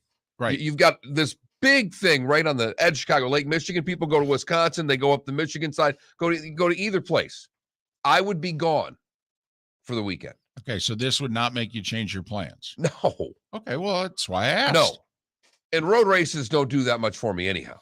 Right. I mean, obviously, you have to pick a location here. It's kind of like going to a golf tournament. I mean, I guess there's two ways to do a golf tournament. You could try to walk the course, but a lot of people walk it for a while and then pick a spot, and they just watch everybody come through the spot. That's pretty much what you're going to do with a NASCAR race. You may hit a couple bars or what have you, but eventually you're going to be like, all right, let's sit here in turn 4. Let's hang out. Here they come. Yep. There they go.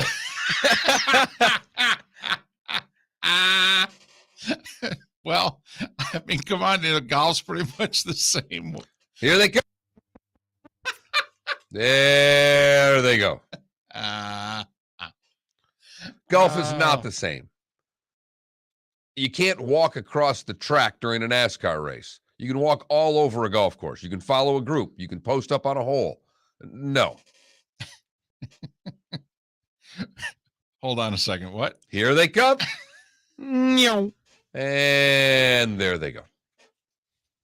Now, come on now. In fairness, we both really wanted to go to the F1 race in Miami. For goodness sakes, I was in the parking lot of a football stadium. I wanted to go for the party. Okay. And I'm serious when I say this, David. I wanted to go for the event. I could have gone for the 3 hours before and left when the race started. Now, maybe if I'm at one of these races and the engines are that close to me and I hear the rumbles of the engines. And you've never gone. And not since I was a very young boy. I went to an Indy. It was actually a stock race, an IndyCar race the same day in Michigan years and years and years ago. I don't even know how old I was. But it has been a long, long time. And I wanted to go to the F1 for the party. I wanted to see the scene. I wanted to be that guy walking around the F1 race interviewing people that he didn't know who they were. Arguably the greatest pregame that's ever been done on national television. That dude's a legend. Hey, you got a Ferrari shirt. You think Ferrari's going to win today? All right. Meanwhile, Dwayne Wade is bumping into him, and he has no idea who he is. Right. Or Sarita Williams, for that matter. So, okay. All right. Fair enough. And I want to go to the St. Pete Grand Prix. I do. I would like. I want to go to Daytona. I'm all up for going to a race, Right. and maybe my mind will change then. This one just doesn't do it for you, in theory. No. Okay. And, you and I sometimes are hesitant about bashing ideas like this because ever since we were two of the loudest people pounding on the table going, this Thursday night NFL draft idea sucks. Oh my God. What are you doing? What are you ruining my great weekend for with this Thursday night draft? Come on now. It all works perfectly. Noon on Saturday. What, first round Thursday, second and third rounds Friday? This is the stupidest thing ever. So ever since we did that, I'm a little more hesitant to bash some league's idea. I don't know, because after the race, you got fireworks over Lake Michigan. It's got to be nice. Well, but I think the key is what Mark said. All right. The key is, and it is true. Now, fortunately, there are so many millions of people who live in the third largest city in our country, so that in theory, a lot of them can go to the lakes and pick 2 or 3 states, and you can still have quite a crowd. Absolutely. But that is the key. Is this enough of a thing in which you're like, wow, this is cool? I've never seen a NASCAR race. You mean to tell me they're racing by my apartment? Wait, we could walk 6 blocks. We could go to this restaurant. We could eat. We could drink. And then we can just we can watch a race. They're going to be driving on Lakeshore Drive, probably. Oh, definitely. That's cool. Well, yeah, it could be. I mean, it really could be. The visuals could be amazing. Yeah, it's just whether or not they pass one another over the course of the time that they race. I mean, in theory, couldn't this be like a movie in which, not just bear with me. Hold on. You know how they have the car scenes? No. No, not that movie. I was a little slow. Don't do it. That brings back bad memories. That song was in my head for a key round of golf in my life. I couldn't shake it. I played badly. But no, the big action-packed Bond scene. Come on now. The big action-packed scene. Fast and the Furious. That type of thing. Why does it have to be a movie? Why can't it just be a NASCAR race? Well, I'm saying, do you think that that's kind of what they're envisioning? That type of thing? We're racing through the streets. Oh my goodness, there's going to be a crash. No. Oh, wow. I mean, that's. How was that again? Oh my goodness, they're racing through the streets. There's going to be a crash. Oh, wow. I'm amazed you repeated that verbatim word for word. There's your promo, Philly. Maybe that's kind of what they're thinking. They're chasing after Matt Damon again. Wow. All right. Hey, I'm just saying, is it possible that's it's what they possible. could create? It's possible. I will sit back and wait because I don't think this is a very good idea. I'm skeptical. I would go though. I'm telling you right now, I would go. If I lived in the area, I would go. Wait till you see what they're going to charge for tickets for any of these grandstands. Oh, yeah. It's going to be, yeah. It's going to be a pricey ticket. They got to pay for all those barricades they put in. Yeah, well, that's true. That is true. But then again, it's not like going to the lake 4th of July weekend's cheap either. Miller and Moulton, Florida Sports Network. Golfers, are you bored of the same old driving range warm-up routine that's not getting you the results that you want on the course? Power up your golf swing by adding resistance bands to your range sessions with the Orange Whip Golf's Power Strap Kit. Featuring band attachments to your feet and hips, Power Strap resistance training will boost club head speed, increase power, improve flexibility, all with just a few swings. Buy a Power Strap kit today. Go to orangewhipgolf.com and use code Miller10 to receive an additional 10% off the already great price of $119. David Moulton for Napa, Napa Auto Parts, and Napa Filters. Insist on Napa filters for your vehicles, or if you're a do-it-yourselfer, only buy Napa filters. Napa has a filter for almost anything on earth that moves, whether it's motorcycles, foreign and domestic cars, vans, SUVs, earth-moving equipment. You get the idea. Napa Auto Parts, Napa filters. Insist on them for your vehicles, or if you're do-it-yourselfer, only buy Napa filters. Bring your big mouth to John Smith Subs and indulge in their overstuffed subs with the freshest quality ingredients. Enjoy our famous steak bomb with perfectly grilled marinated sirloin steak topped with provolone cheese, grilled onions, peppers, mushrooms, crispy bacon, juicy tomatoes, and creamy mayo. Boom! Made-to-order crispy fries can be paired with the Gator, the Cuban, the Chicken Bomb, or the Italian. Love local. Eat delicious with John Smith Subs.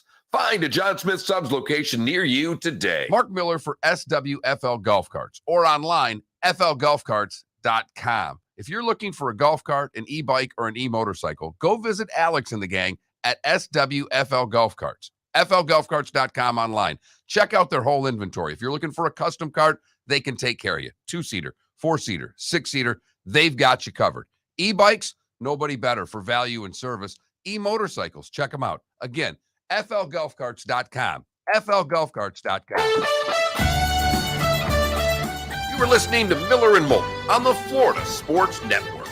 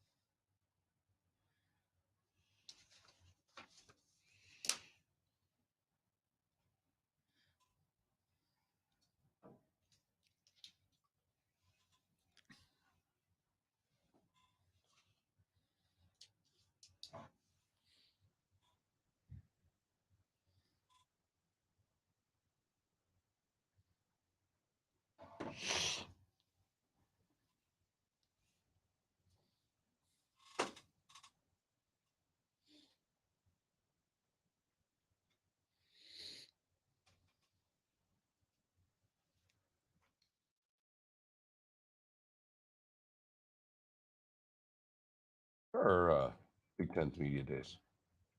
I don't know. I had to guess, I'd say Chicago, but I would too, but could be Indianapolis. yeah. They start today or They have tomorrow. direct flights from LA to Indianapolis? They will.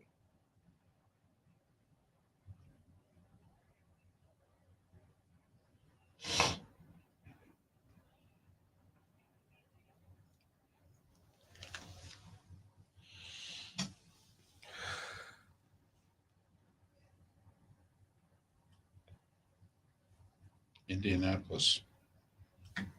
Of course they are. Apparently it starts next week. I thought it was the end of this week.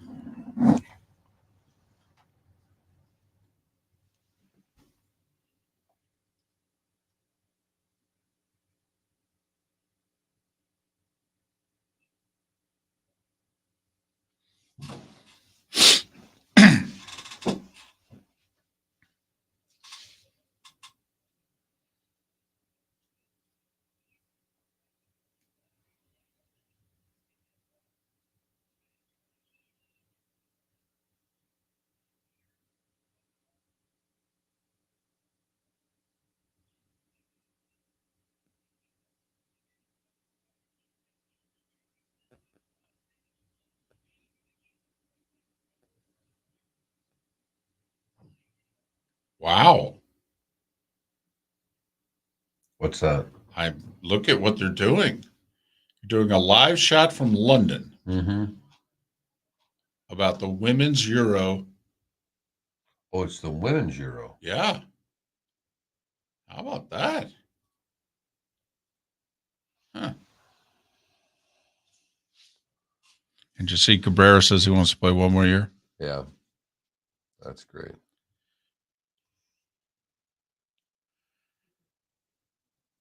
I don't think it'll be in Detroit. No. Be curious where he wants to.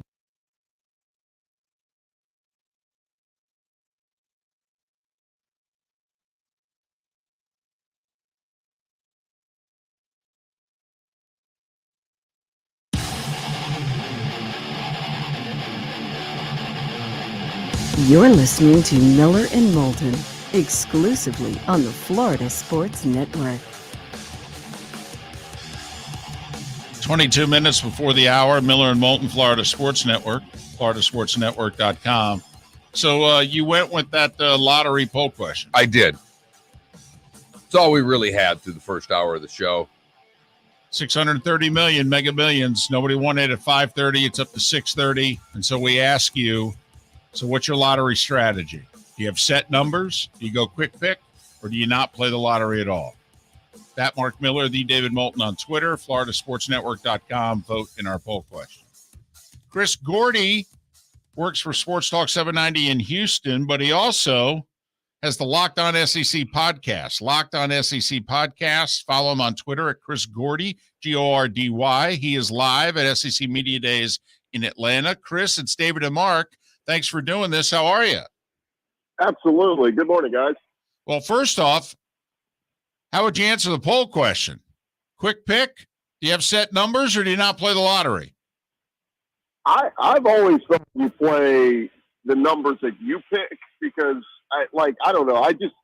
Something in me, my wife tells me I'm an idiot when I say this, but I think you choosing your own numbers gives you better odds than just the quick pick, right? Because the quick pick could just give you 5 numbers in the 50s or something crazy. And so I don't know. I've always felt you have better odds. And my wife says, no, you're an idiot. It's literally the same odds. I'm gonna, we've not had you on the show, Chris, so I'm not gonna answer what you just asked me about whether it's you or your wife that I buy on that one. But I tend to agree with the wives to keep myself out of trouble. Yeah, but he's lying. Look at the SEC is pretty much, Greg Sankey, Nick Saban, the two biggest voices in the league, have pretty much said they're content with being at 16. Do you believe them? Yeah, and I got to interview Greg Sankey yesterday, and I kind of pushed the issue there. I said, but you still have to do your due diligence and talk to, have conversations with other schools just about possibilities, right? And he admitted, yeah, he said they have a committee that they put together that kind of does that. So, yeah, I'm sure they're reaching out to Florida State, Clemson, North Carolina, a lot of those ACC schools that are already in the SEC footprint. That would make a lot of sense. But I was told by multiple people, it has nothing to do with brand. It doesn't matter about how good the team's been in recent years. It's all about adding new TV markets and new eyeballs. So that's where, North Carolina, okay, maybe they haven't been the best football program in recent years, but you add more eyeballs. Somebody said Florida State, okay, it's a big brand, but they argued you already have the state of Florida. You have the Gators. So, it's very interesting how all this stuff is going to go. But I agree with him. I think 16 is fine for now.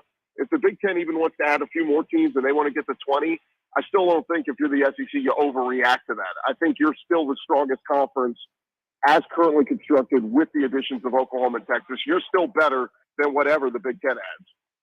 Chris Gordy, Sports Talk 790 Houston, Locked On SEC Podcast. Locked On SEC Podcast. Follow him on Twitter, Chris Gordy, Gordy.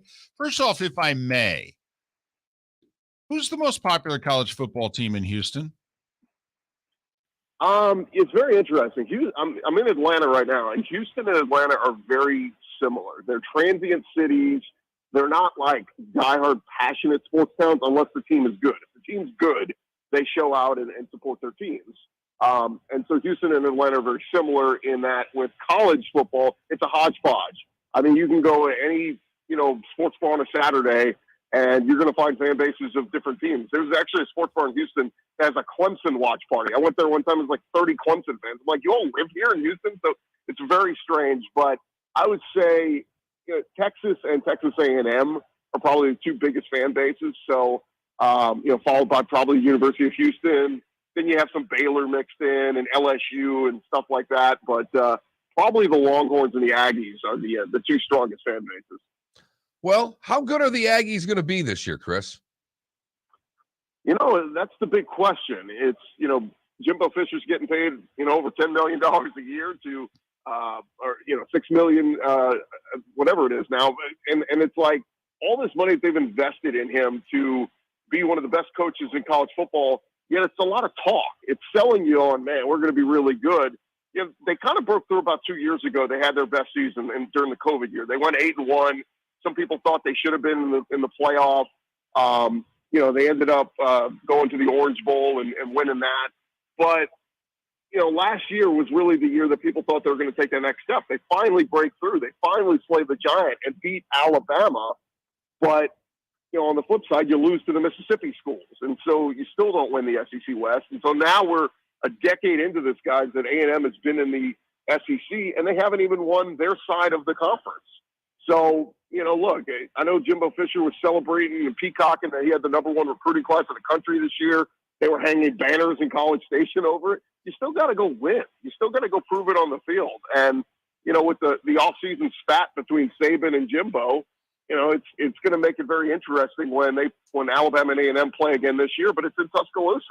And I think a lot of people believe Alabama's going to win big in that one. So it's put up or shut up time for Jimbo, but I just don't know what you do. Let's say he loses 3 games again this year. I'm not going to fire him, but I think that the seat starts to get hot and say, hey, man, we deserve better for this, for what we're paying and investing in you. But, Chris, isn't that the danger of the SEC? That Georgia and Alabama are so established and are going to be good every year, various degrees of good, if you know what I mean, that you could be doing a terrific job at A&M. Sam Pittman, we both think, is going to be a terrific long-term coach for Arkansas. But are they ever going to make it to Atlanta for the SEC championship game? Mike Leach, Lane Kiffin, both obviously can coach. Lane had a terrific year last year. Either one of them ever going to coach in the SEC championship game? Isn't that, in a way, the danger of the SEC? There's going to so much money put into these programs, and you could be doing a really good job and go 8-4, 9-3 every year. Yeah, I think the expectations are a little bit different at different schools. I'm an LSU grad. They're pretty cutthroat. We're just 3 years removed from having the greatest college football season of all time. Joe Burrow winning the Heisman, Coach Ed Ogeron holding up that trophy. And, man, if you let that thing slip and, you get a pass for 1 bad year, but you don't get a pass for 2 bad years. And so it is cutthroat. There have been very good coaches in this league that have not survived. I thought Brett Bielema was a pretty good coach. Arkansas and the SEC, it ate him up. Chad Morris was a pretty good coach at SMU. He comes in and can't win an SEC game at Arkansas. So it is a cutthroat business, man. And so, yeah, I think we got a lot of great coaches in this conference. But the problem is, when you talk about a conference, somebody has to suck. Somebody has to lose games. Right. So, I look at Mike Leach in Mississippi State. I think Mike Leach is a tremendous coach. But, man, is he ever going to do better than, 8, maybe 9 wins there? It's just, it is cyclical. Sometimes you have an LSU will break through and have an undefeated season. But yeah, I mean, all the rest of the mix, is it A&M? Is it Arkansas? Is it Ole Miss? One of these schools, Ole Miss had one of their best seasons ever last year. They get to the Sugar Bowl. Is that the best, that program can do? Is that what expectations are? So yeah, man, it's a tough conference, and it will eat you alive. And there's some really good coaches that come to the SEC and just can't cut it. Well, there's no doubt. And Brian Kelly's one of those coaches that's coming to the SEC. And, after the accent, he met everything head on at the presser yesterday. I thought did a really good job. Just curious, since you are an LSU grad, your thoughts on Brian Kelly and what started out as a pretty good laugh track has turned into, well, he was a little vanilla yesterday, but that's kind of what you get out of Brian. Yeah, he's a pro's pro, man. It's so funny. I interviewed some of his players the other day, and I said, what's your first impression of Coach Kelly? And two of them said, oh man, he's hilarious. And I'm like, hilarious? That is not the first word I think of when I think of Brian Kelly. So yeah, I thought that was really funny. But talking with him, man, he's a professional. He's a guy that's going to get after it. He demands excellence. You can't deny what he did at Notre Dame. People like to shoo it away and like, oh, whatever, it's Notre Dame. Like, no, like he won consecutive years of, all these consecutive years of double-digit wins at Notre Dame. The guys before him weren't doing that, right? I mean, Charlie Weiss, Ty Willingham, they weren't doing that. So he turned that Notre Dame into, a contender every year. And now he's coming to LSU where he's going to have a different breed of athlete. He just is. You didn't have those kind of athletes up at Notre Dame. Because honestly, and look, I'm an LSU grad saying this, an academic standard you had to meet at Notre Dame. At LSU, if you show up to class and you spell your name right, they're going to pass you. So, he's going to have a different breed of these five-star athletes, these ridiculous recruits that the state of Louisiana produces. And I think the timetable is 3 to 4 years for him to win a championship at LSU. Now, I'm not saying they're going to compete every year because, like we know, the conference is brutal. But I think he can be a guy that within 4 years can win a championship there. Why? Because the past three guys have done it. Nick Saban did it, Les Miles did it, and Ed Ogeron did it. And I think Brian Kelly will bring a championship to LSU. Notre Dame 3 times made the playoff / national championship game under Brian Kelly. All right. He doesn't seemingly get any credit for that because they lost all 3 times. But, they played for Alabama for the title in 2012, and he made the playoff twice. Chris Gordy joining us from Sports Talk 790 in Houston, the Locked On SEC podcast. Locked On SEC podcast. Follow him on Twitter at Chris Gordy, Gordy. Anybody got anything for Georgia in the East? I'm telling you right now, Kentucky and Tennessee are 2 very dangerous teams because of their quarterbacks. Will Levis at Kentucky, Hendon Hooker at Tennessee. Tennessee really turned this thing around last year. Josh Heupel is a really good offensive mind, and Hendon Hooker fits his scheme perfectly. And so, go look at Hendon Hooker's numbers last year. It's something ridiculous, like 30 touchdowns and 4 interceptions. Like that, 4 interceptions. Like there were no like fluke like pick sixes or anything like that. Like he's a really, really good quarterback. And then Will Levis is the other one at Kentucky. He came in from Penn State. He had a nice season last year. They think he can elevate his game to another level this year. And what's crazy about it, guys, is there are some parallels people are making to Joe Burrow to Will Levis. Joe Burrow leaves Ohio State. He comes to LSU. Kind of has an okay first year, productive, some pretty good games. But it was that next year that he took that monumental leap.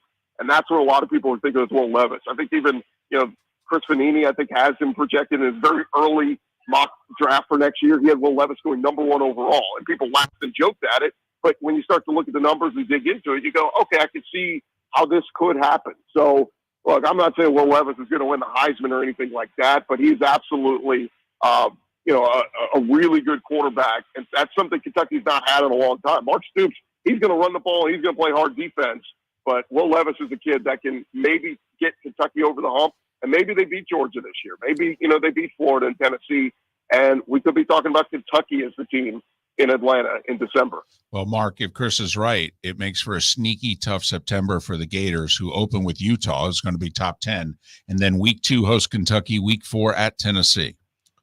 And the Gators are in a spot right now, Chris, because, you talk about a fan base that expects more. I don't know if it's going to happen this year, but when you mentioned some of the teams that the stock is rising. Give me one that you think maybe expectations are a little high for their team this year. It's funny. I keep putting LSU and Florida kind of in the same category. Both new coaches, Billy Napier at Florida, Brian Kelly at LSU. And I think so many people are just, looking at them and going, oh, it's going to be a down year because it's a transition year. But I look at both those rosters and say, wait a minute, there's a ton of talent there. I was down at the Manning Passing Academy a few weeks ago, and I got to talk with Anthony Richardson. And that kid is just, he is smart. He's a leader.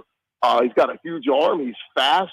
I almost call him Cam Newton light. Like he is big and physical and, just super fast when he takes off and runs. And then that arm, if he can hone that talent with Napier in that system, man, I think Florida's going to pull off some upsets this year and beat some teams they're not supposed to if they stay healthy. That's the key because the problem with the roster is they have no depth. There's a lot of positions that are very thin. So if they get hurt, have a lot of injuries, this thing can go sideways very quickly. But if Florida can stay healthy and Anthony Richardson continues to progress as a quarterback, Florida's definitely going to win at least a game or two this year that they're not supposed to.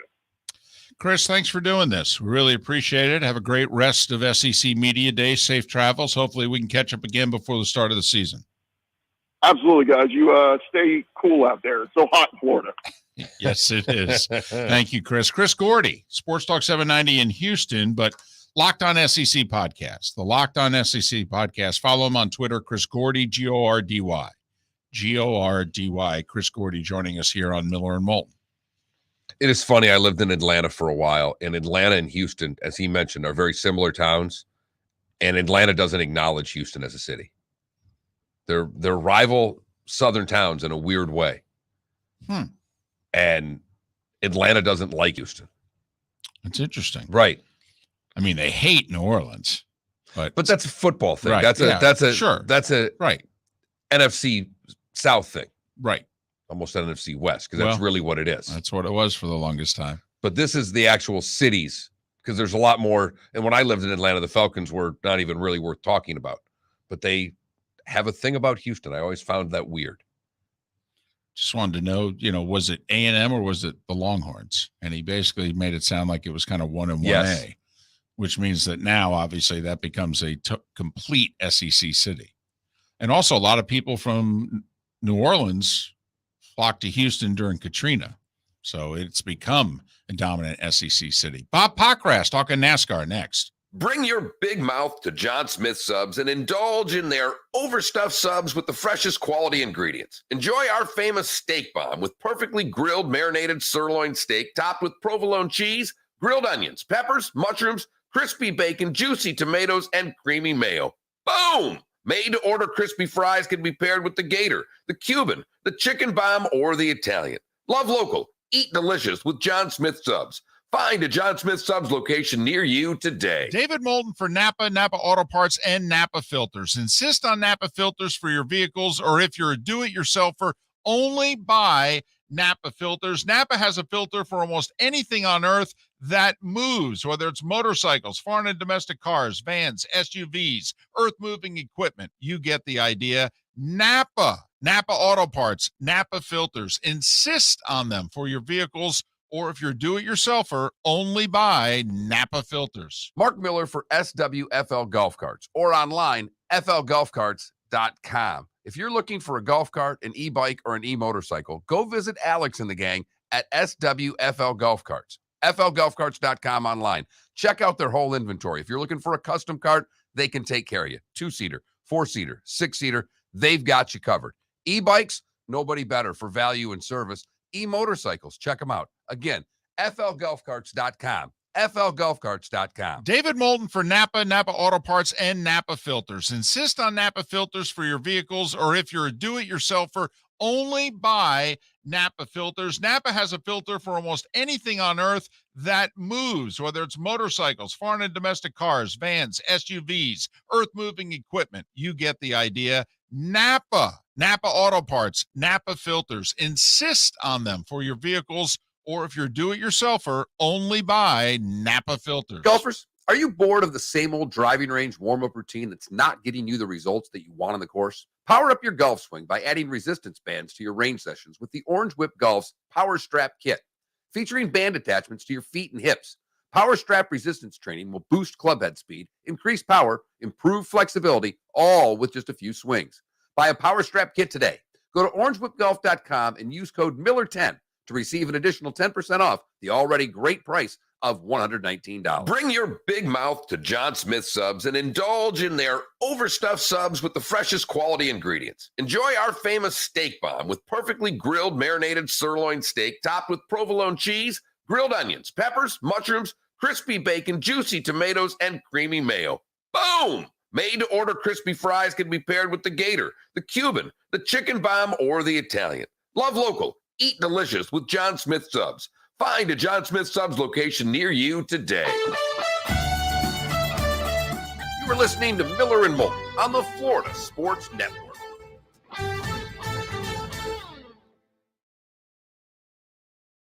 He tells teammate Glenn Beckert in the dugout, "I've never had a standing ovation on a road trip." Beckert's reply, "You still haven't. Take a look at the scoreboard. A man just walked on the moon."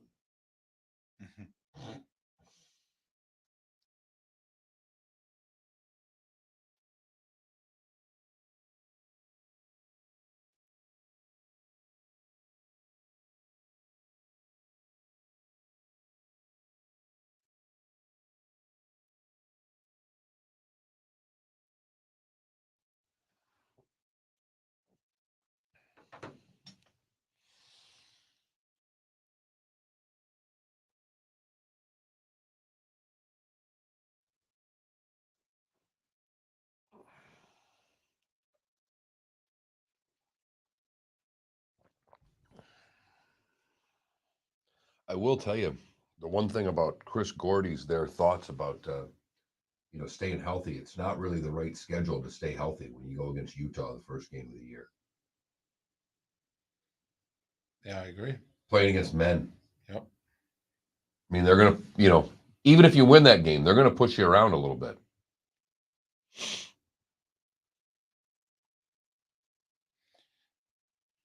There are rumors out there about the whole LIV team golf concept that they're actually going to sell off the team name to sponsors. Like Team Strixon and Team this and Team that.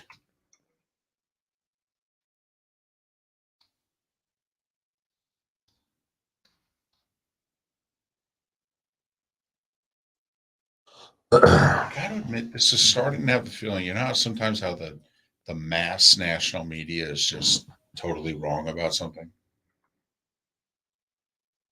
No.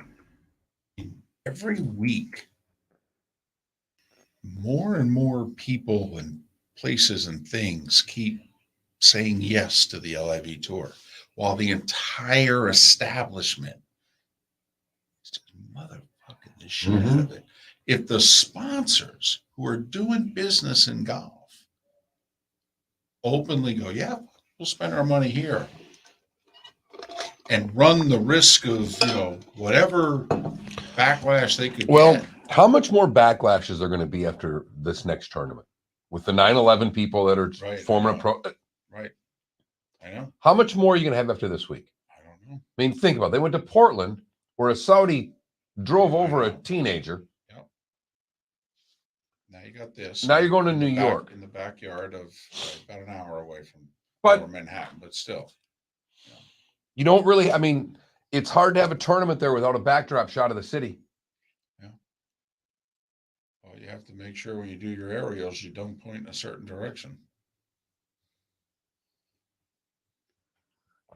But you know what I mean? Yeah. You don't do jersey shots without showing New York City for the most part. It's not too far from there. You could stand. You used to be able to see the towers. Okay, not too far from there. Because that's, you start getting into hills. Okay, near there. And like my mom is a friend, and he's got a house on top of the hill. And from his backyard, you used to be able to see the towers.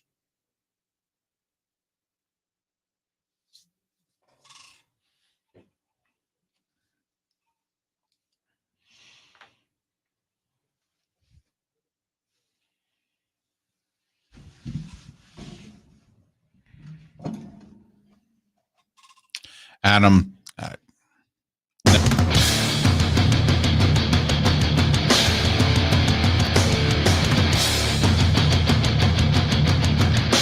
You are listening to Miller and Moulton, exclusively on the Florida Sports Network.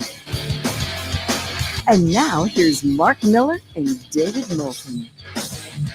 Just like that, final hour of Miller and Moulton in Lake City and surrounding areas, Tampa, St. Pete, Port Charlotte, and Venice.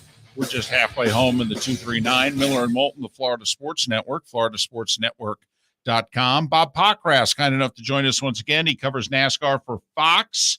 You can follow Bob on Twitter at Bob Pockrass, Pockrass. Bob, it's David and Mark once again. Thanks for doing this. How are you?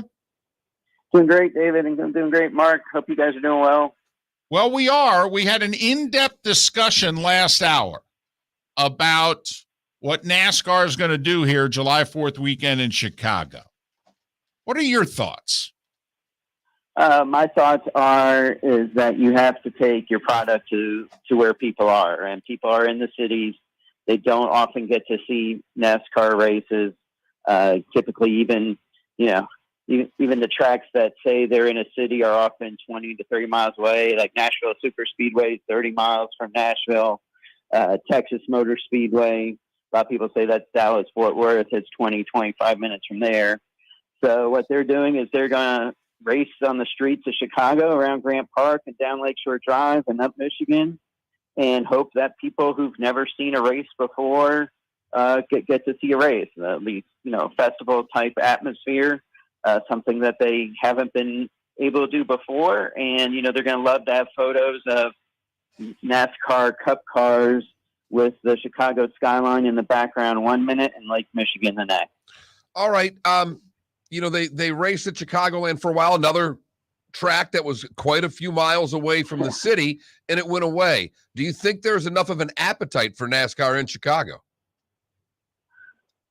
I think there's an appetite for events, I would say, in Chicago. And I guess we'll find out if NASCAR is one of those type of events. This event is not designed to attract hardcore NASCAR fans. This event is designed to attract interest and create hardcore fans. And they believe the only way they can do that is by racing, in the middle of a city. Bob, is NASCAR doing it again? And by doing it again, I mean, the history, but for those listening that don't, about 20 or so years ago, NASCAR was on a roll. And NASCAR decided, what we need to do is we need to get away from, our hardcore base. We need to venture out, more locations and, try to go as national as we could go. And it worked for a while. And then there was this huge backlash and the national audience went away and they lost also some of their base in the process. Bob, are they starting to do the same thing again a generation later?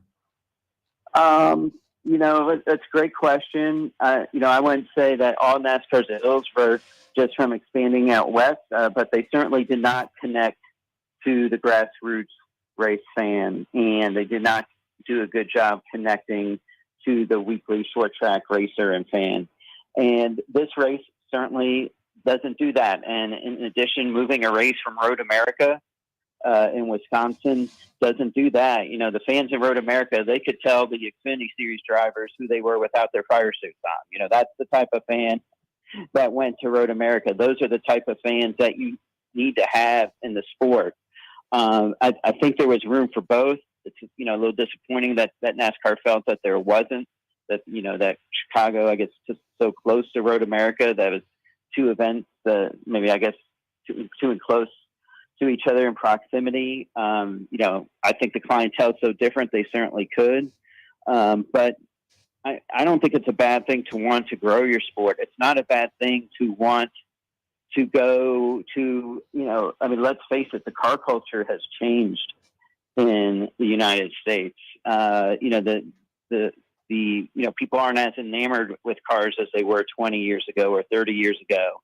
And so you need to bring the sport to people who maybe aren't familiar with it. Maybe people who aren't familiar with cars as much, or, kind of the muscle type car as much as in the past. And so in order to create new fans, I think it's a great thing. But the NASCAR certainly needs to be mindful of what they do as well to to help keep the hardcore fan taking Road America way isn't one of those steps, but hopefully they have some others in mind. Has the new car helped with the base? I mean, as you look at it now, we're a couple races before the playoffs start, one full year into this. Has the new car helped the base? Because someone like me who is a novice NASCAR fan, I'm in it because we started having Ross Chastain on our show a while back, and I follow Ross, and now I've found myself watching races on Sunday, which was something I wasn't doing 4 or 5 years ago. So they've got me. That's a win. But for their diehard, is the new car working? It isn't. The diehard fan wants everybody wants as many drivers as possible to have a chance to win.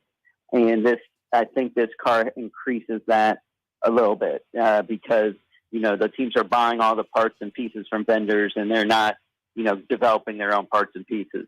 There certainly is a section of diehard fans who love the ingenuity of the sport, who love, the fact that to watch and wonder, man, what's that team doing that nobody else is doing?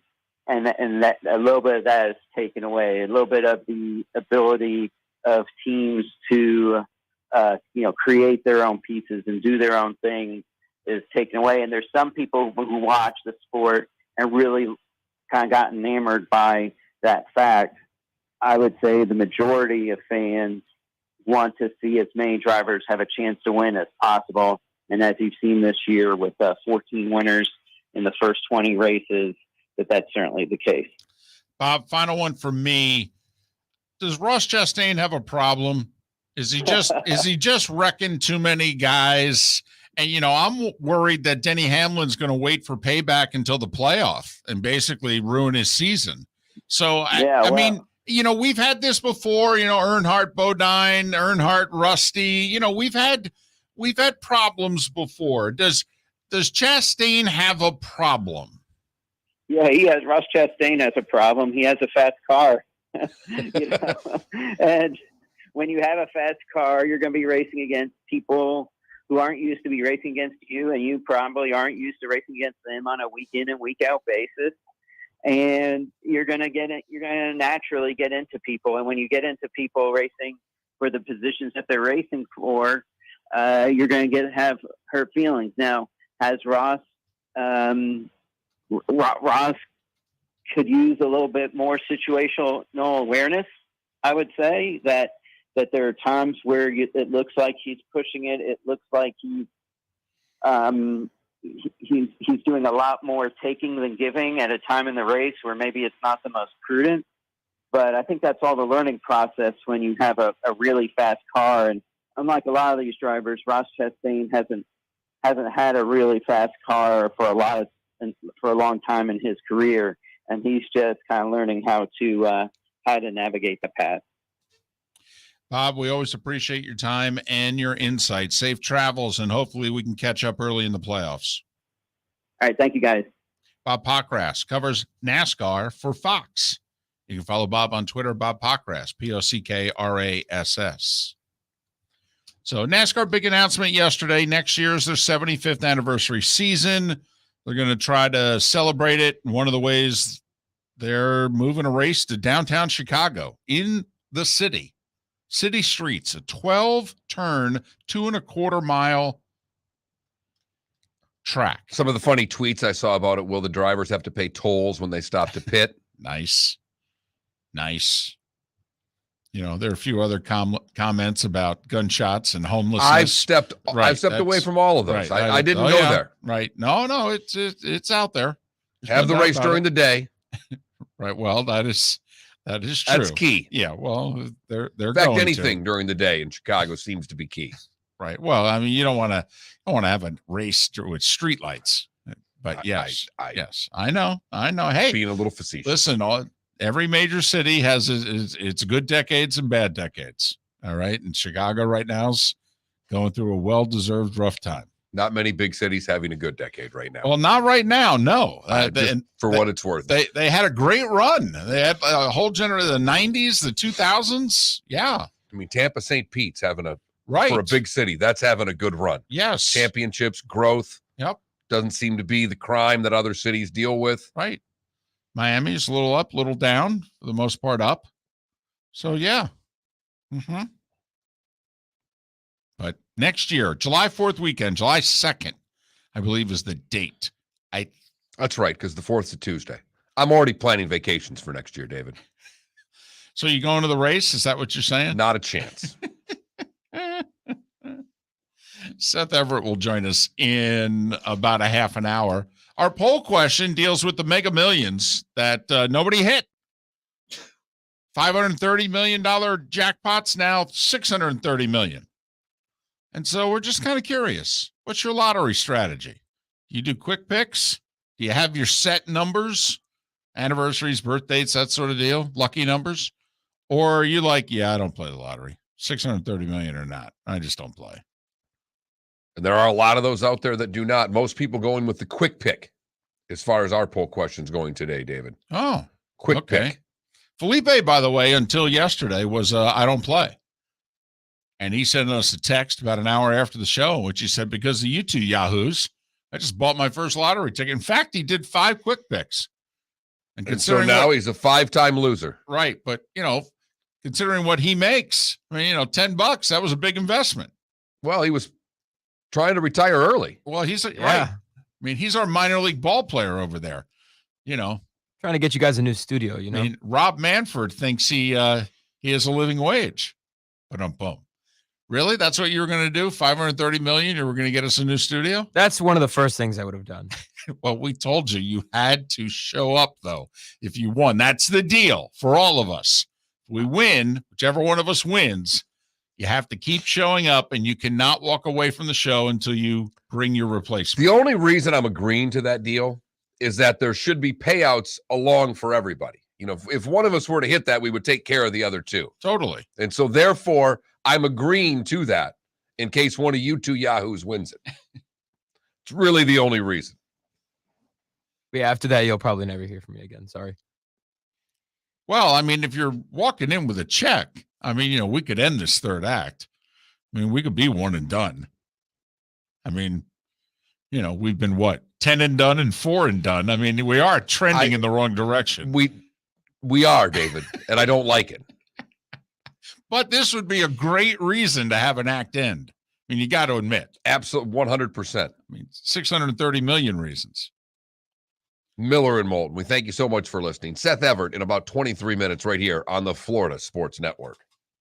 Bring your big mouth to John Smith Subs and indulge in their overstuffed subs with the freshest quality ingredients. Enjoy our famous steak bomb with perfectly grilled marinated sirloin steak topped with provolone cheese, grilled onions, peppers, mushrooms, crispy bacon, juicy tomatoes, and creamy mayo. Boom! Made-to-order crispy fries can be paired with the Gator, the Cuban, the Chicken Bomb, or the Italian. Love local. Eat delicious with John Smith Subs. Find a John Smith Subs location near you today. Golfers, are you bored of the same old driving range warm-up routine that's not getting you the results that you want on the course? Power up your golf swing by adding resistance bands to your range sessions with the Orange Whip Golf's Power Strap Kit. Featuring band attachments to your feet and hips, Power Strap resistance training will boost club head speed, increase power, improve flexibility, all with just a few swings. Buy a Power Strap kit today. Go to orangewhipgolf.com and use code Miller10 to receive an additional 10% off the already great price of $119. You are listening to Miller and Moulton on the Florida Sports Network.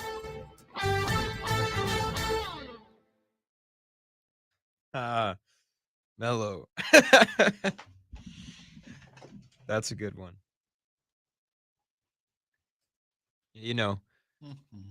All the typical things to get the recruits to represent the U. You get more texts during the show than I get in a week. Boats and hoes. Well, 6 of them were from Julie. Oh, okay. So I've gone to where I don't even need a phone anymore. That's how little my phone buzzes. Oh, wow. It's great. No, I pissed off somebody. Everybody took his side, so I don't have anybody I hang out with, and I'm pretty content with it.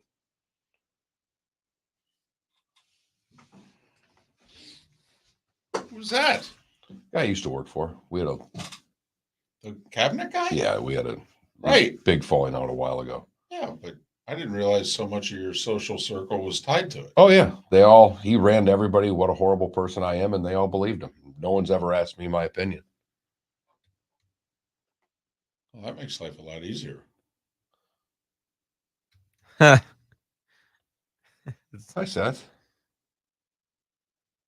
Why the 4 texts? Hi, how are you? Missed you, bud. You said no one texts. You're a funny man, Seth Everett.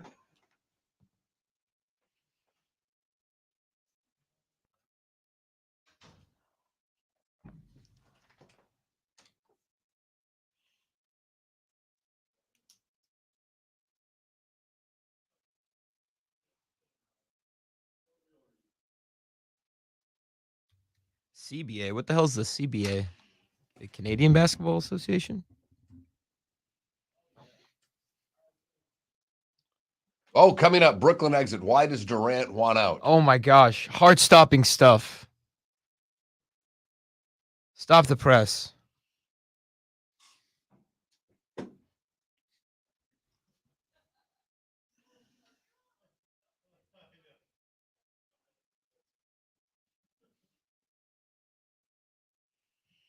Oh, I like that one. The one on the bottom.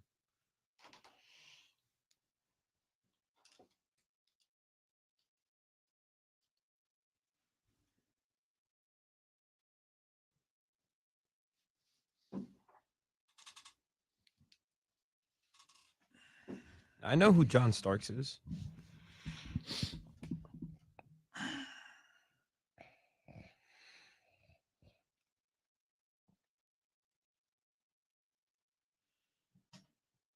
Did you see what Mello said? He said, "Can you see Felipe running NIL stuff in Miami? Women on boats, silk shirts, yachts." I will gladly accept that role. I don't know. Pink Crocs, though, that could get the women might walk up to the boat, see you in the pink Crocs, and turn right around. No offense, I don't ever see Philly in that role. But if I win the money, I can make it happen. No. No.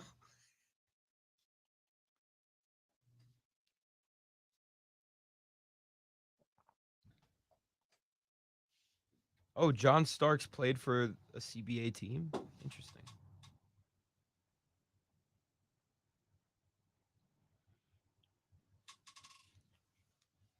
That's actually where Riley started his whole player development thing. It was with Starks and Anthony Mason with the Knicks back in the day. Interesting.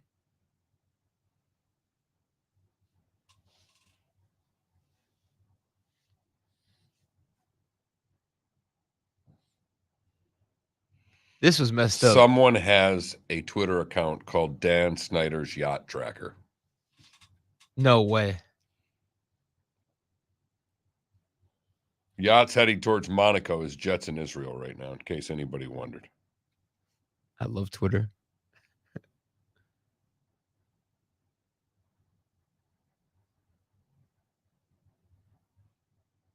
That game where Mac Jones threw 3 passes, that was in Buffalo, right? Yeah, that was the hellacious storm. Mm-hmm. Yeah.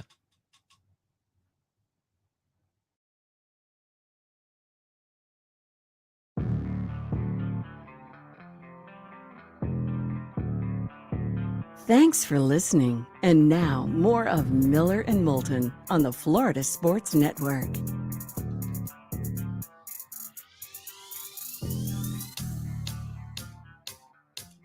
"20 minutes after the hour, Miller and Moulton, Florida Sports Network. FloridaSportsNetwork.com. Thanks so much for being with us. Seth Everett will join us in about a dozen minutes on Twitch. That's how you can take in the show, the Miller and Moulton channel on twitch.tv, in which we're live during the commercial breaks. So we kind of do a semi-show during the breaks. Sometimes it's just going back and forth with those in the Twitch chat room. Sometimes it's you being able to see behind the curtain, so to speak. as to how we do things and what it is we talk about during the commercial breaks. Twitch.tv/Miller and Moulton. Check it out. You can text the show as well by texting the keyword FSN Radio to 21,000, FSN Radio to 21,000, and get a hold of the show that way as well. American League won the All-Star game last night. All the scoring was done by the fourth inning. Giancarlo Stanton got the MVP. He hit a monster 2-run homer, which tied the game in the fourth. Next batter was Byron Buxton. He tomahawked a high fastball deep into the seats in left field, and American League won it 3-2. They've won 9 straight, 21 of 25 All-Star games for what that's worth. And, first half of the game, there was enough action, and the pitchers were mic'd up, and it was entertaining. After that, well, ho-hum. Snoozer. Which, baseball has a Baseball is. lot of ho-hum. I don't watch a ton of baseball, and last night showed me why. It was the best players in the game, and largely it's strike out, swing for the fence, rinse, wash, repeat. If it wasn't for players being mic'd and some decent conversations, I don't know if I'd have given it 4 innings. And by the time I got to the 5th, 6th inning, they were done micing players, and it became pretty boring. And this was something, I don't know about you, David, but this was something that was always a big event. It's the only All-Star game that matters. It's the one that matters the most, for whatever that's worth. It gets usually around 8 million people nowadays, is the television audience, which is the best Major League Baseball television audience until you get to, damn near the LCS, to be honest. I mean, there aren't a lot of divisional round games even. Now, if the Yankees are involved, a series or a game or two in a series early in the playoffs can be skewed. Like, I think the Yankees-Red Sox, was it last year? The wild card game? Yeah. I mean, it had a number that was similar to the All-Star game. But then once the Yankees got eliminated, the audience was half in the next round. So there you go. And now with the Yankees being the best team in baseball, I mean, if you're Fox, you're like, boy, this would be nice. If you guys could keep this up, we'd really appreciate it. I mean, at the very least, go to the LCS, will you, please? I mean, we'd love for you to make it back to the show. And we'd really like you to play the Dodgers. Right. But other than that, but to be honest with you, we'd take you playing anybody. Right. I mean, we'd take you playing Milwaukee for all we care. If you could get there for the first time in 13 years, we'd really appreciate it. There is no doubt about that. You and I, and admittedly, and there are some of you who are like, oh, I hate this story. And you and I have been fascinated by it. And we also know that where it is we broadcast up and down the I-75 corridor is the number one area for golf in the country. I mean, you throw in the West Palm Beach market, but otherwise, I-75 corridor is the number 1 and 2 television rated markets in the country. It is interesting. There are times in which the national media or an entire sports media,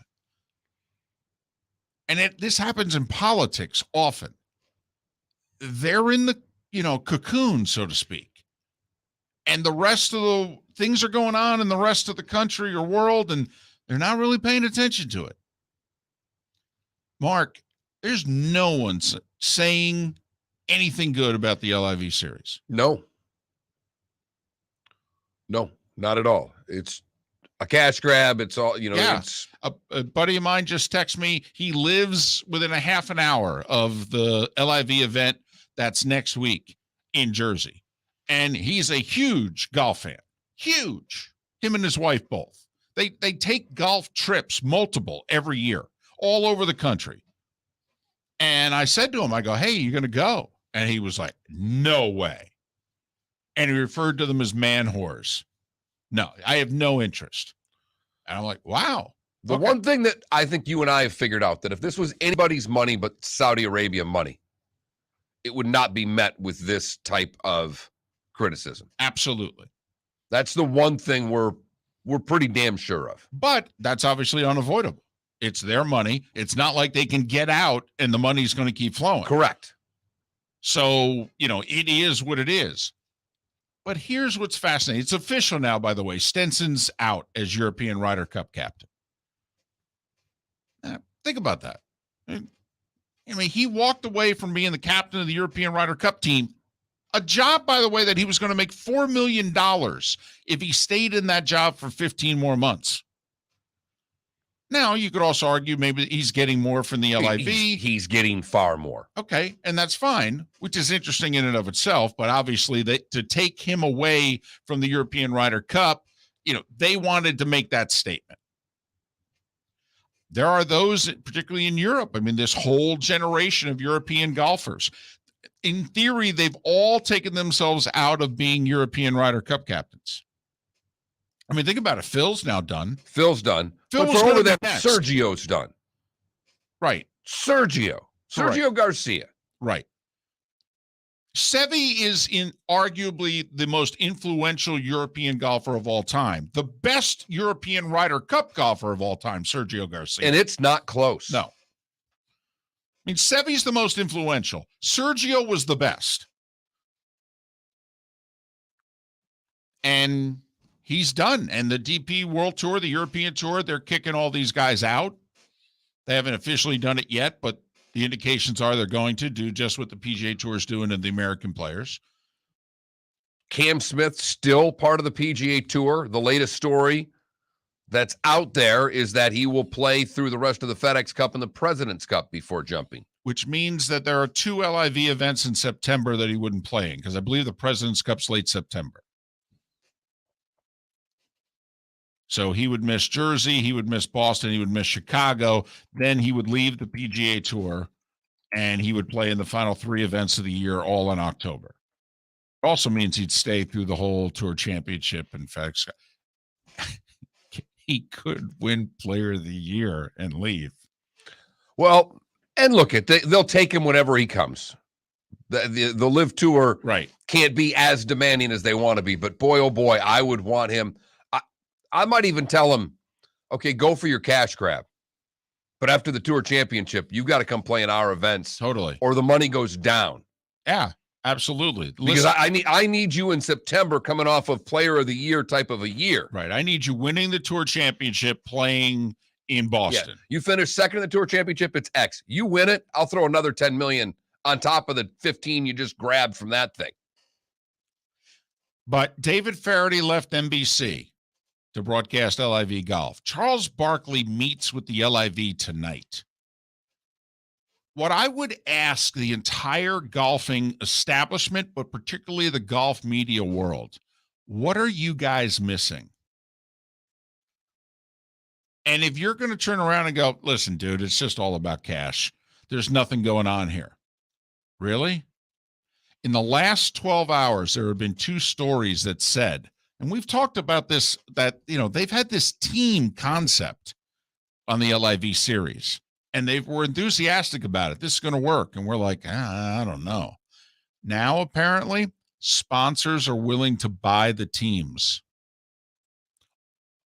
12 teams of 4, and it'll be the Strixon team, the Kia team, the this, the that, and they're willing to pay 8 figures to be the team title sponsor and name. First off, we already told you when Faraday left that there's a TV deal coming. Has to be. If these team deals are there, there's a TV deal coming. Because if you're not getting to the American audience, the money from an advertiser is just not there. There's global advertising, David, but they still want the golf audience in this country because they spend a boatload of money on merch. Twitch chat room, Hops. I'm anti-Saudi, but I think the PGA and national media are dead wrong on this. As someone who could not care less except for the drama, amazing job at propaganda. Golf is an elitist sport to begin with, so this reeks of hypocrisy. Johnny Mack eventually wants it to get to Norman playing against Monahan in some sort of match play event. Miller and Moulton. Just like to see Monahan and Norman in a cage match, let alone an Live versus PGA match. Mark Miller for SWFL Golf Carts, or online, flgolfcarts.com. If you're looking for a golf cart, an e-bike, or an e-motorcycle, go visit Alex and the gang at SWFL Golf Carts. flgolfcarts.com online. Check out their whole inventory. If you're looking for a custom cart, they can take care of you. 2-seater, 4-seater, 6-seater, they've got you covered. E-bikes, nobody better for you in service. E-motorcycles, check them out. Again, flgolfcarts.com. flgolfcarts.com. Golfers, are you bored of the same old driving range warm-up routine that's not getting you the results that you want on the course? Power up your golf swing by adding resistance bands to your range sessions with the Orange Whip Golf's Power Strap Kit. Featuring band attachments to your feet and hips, Power Strap resistance training will boost club head speed, increase power, improve flexibility, all with just a few swings. Buy a Power Strap Kit today. Go to orangewhipgolf.com and use code Miller10 to receive an additional 10% off the already great price of $119. David Moulton for Napa, Napa Auto Parts, and Napa Filters. Insist on Napa filters for your vehicles, or if you're a do-it-yourselfer, only buy Napa filters. Napa has a filter for almost anything on earth that moves, whether it's motorcycles, foreign and domestic cars, vans, SUVs, earth-moving equipment. You get the idea. Napa Auto Parts, Napa filters. Insist on them for your vehicles, or if you're do-it-yourselfer, only buy Napa filters. Bring your big mouth to John Smith Subs and indulge in their overstuffed subs with the freshest quality ingredients. Enjoy our famous steak bomb with perfectly grilled marinated sirloin steak topped with provolone cheese, grilled onions, peppers, mushrooms, crispy bacon, juicy tomatoes, and creamy mayo. Boom! Made-to-order crispy fries can be paired with the Gator, the Cuban, the chicken bomb, or the Italian. Love local. Eat delicious with John Smith Subs. Find a John Smith Subs location near you today. You are listening to Miller and Moulton on the Florida Sports Network.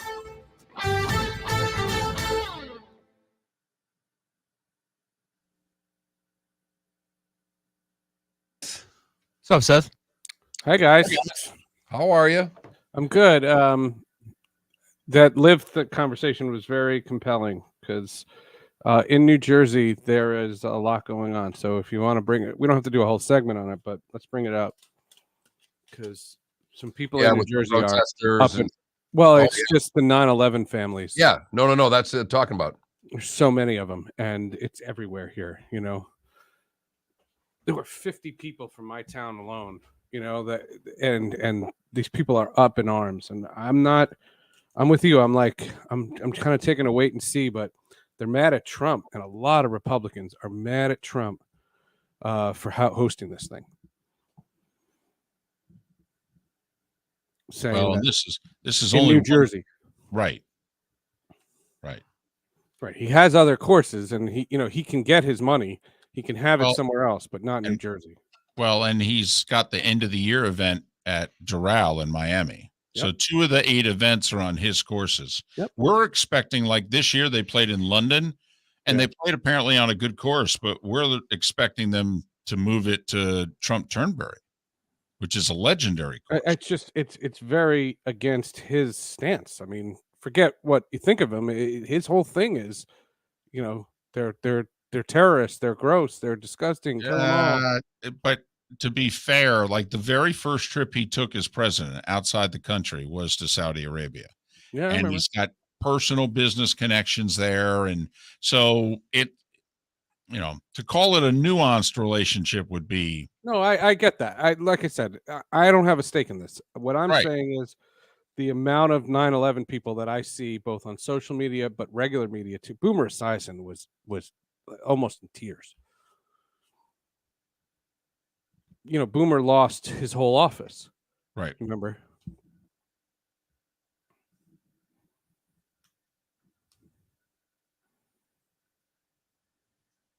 Oh, yeah.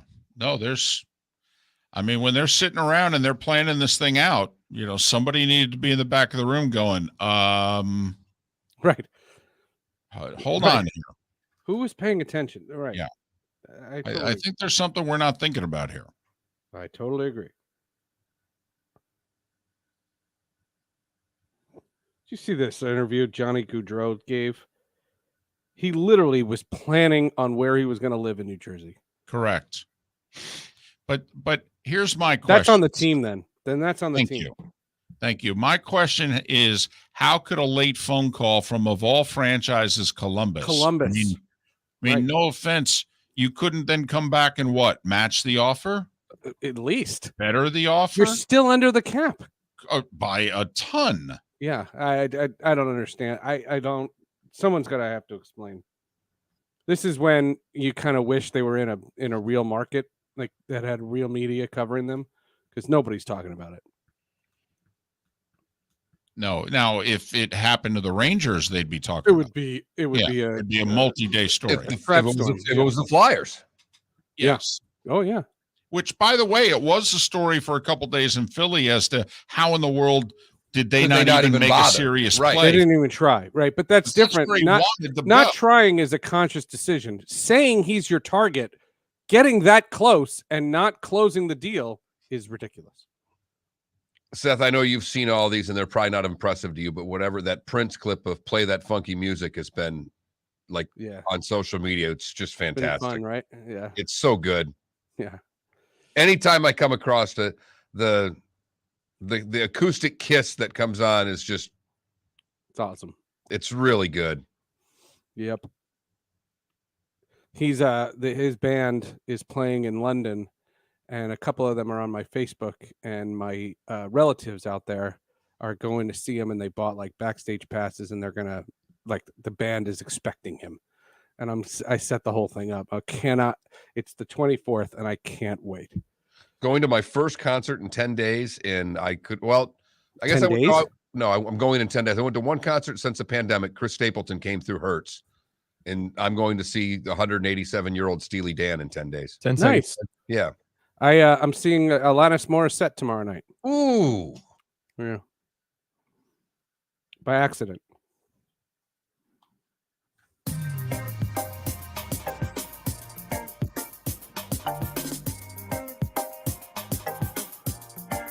Welcome back to Miller and Moulton, only on the Florida Sports Network. 22 minutes before the hour. Thanks so much for being with us. For those in Lake City, Tampa, St. Pete, Port Charlotte, and Venice, this is the home stretch. Final segment of Miller and Moulton on this hump day. For those in Southwest Florida, the bonus hour begins at the top of the hour, but not before we talk to Seth Everett. Seth_Everett on Twitter. Sports with Friends, Hall of Justice, and Text Stream is how you can hear him on 3 terrific and very different podcasts. He's that versatile a guy. Hey, Seth. Good morning, guys. How are you?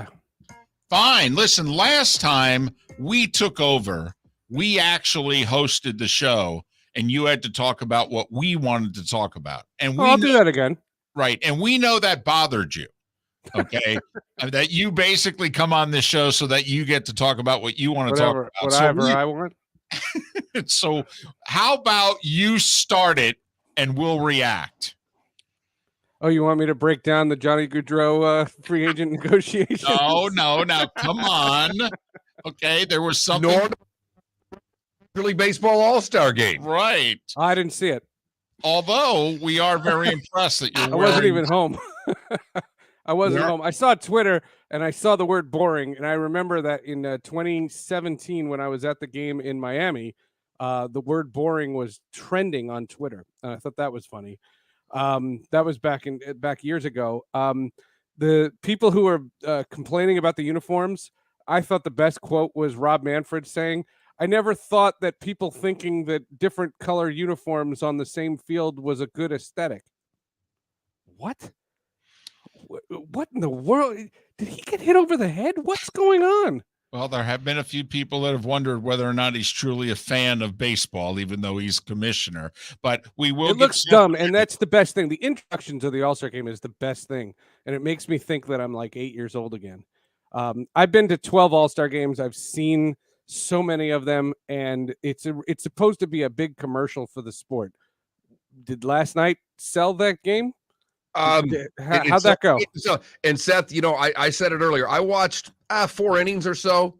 And I turned it off when they quit miking players and doing interviews because the interviews were compelling. The interviews were fun. When you got Max Fried and Garrett Cole and John Smoltz talking about batting as pitchers and how it relates to Ohtani, that to me is interesting because I'm getting perspective from them that I don't normally get. Totally.